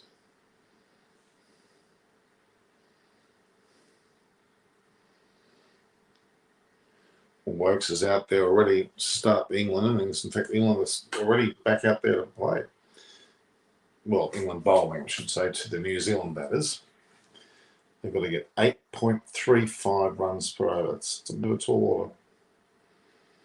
And that's Guptill immediately launching into a first ball 4 off Wokes. See, Guptill's very capable. Butler did okay, but Guptill will actually keep going.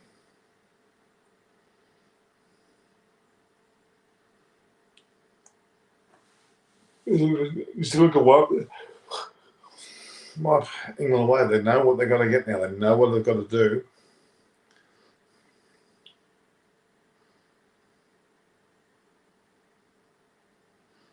The ball didn't quite go where it was supposed to.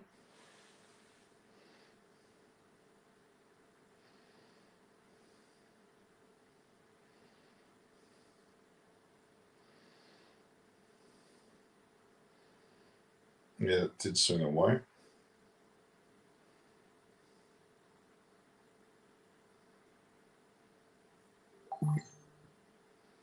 Yeah, it works. Well, he's not bowling well, is he, Richard? He's making comment of it. Oops, hello. I spoke a ball too early. Guptill, third ball. Oops.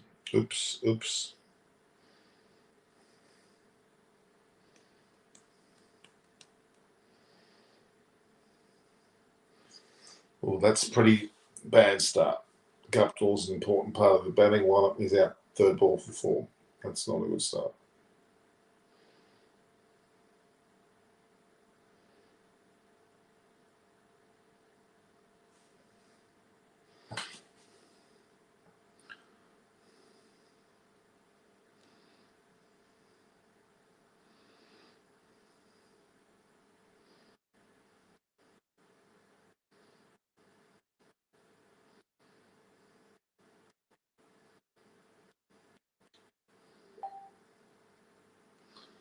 Yeah.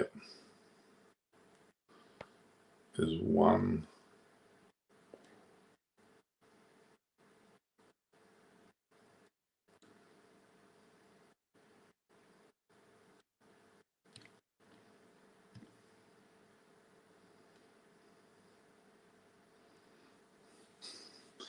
So England were 4 for 166 after the 20, and New Zealand is 1 for 4 off 1 over. And this Cam Williamson is already in. Guptill's gone very cheaply, early.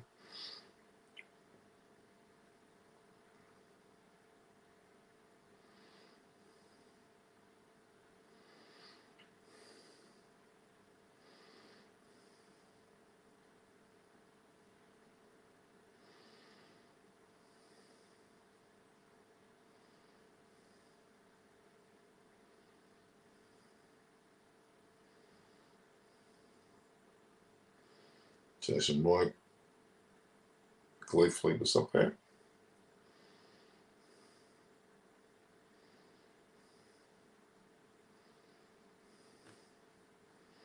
All right, guys, we'll leave it at that. All right, I'll see you later. Looking like you'd have to argue that Roke's just about to finish his first over. We'll see if he can roll 2 more balls, then we'll finish up.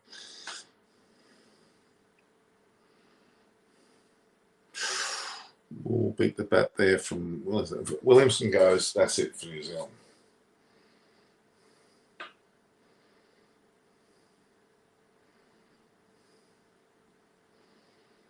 Ooh.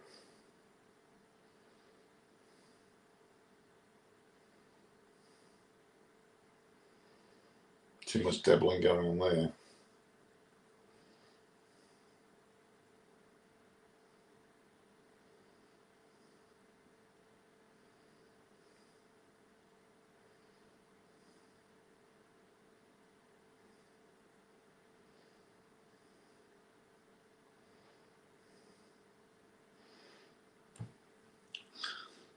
All right, so that's 1 for 8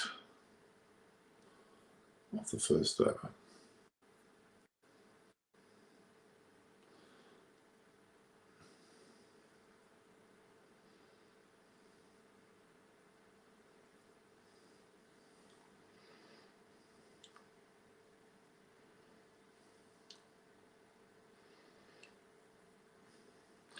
Well, guys, I think I'm going to have to give it. Says one. Okay, so all the best. See you tomorrow.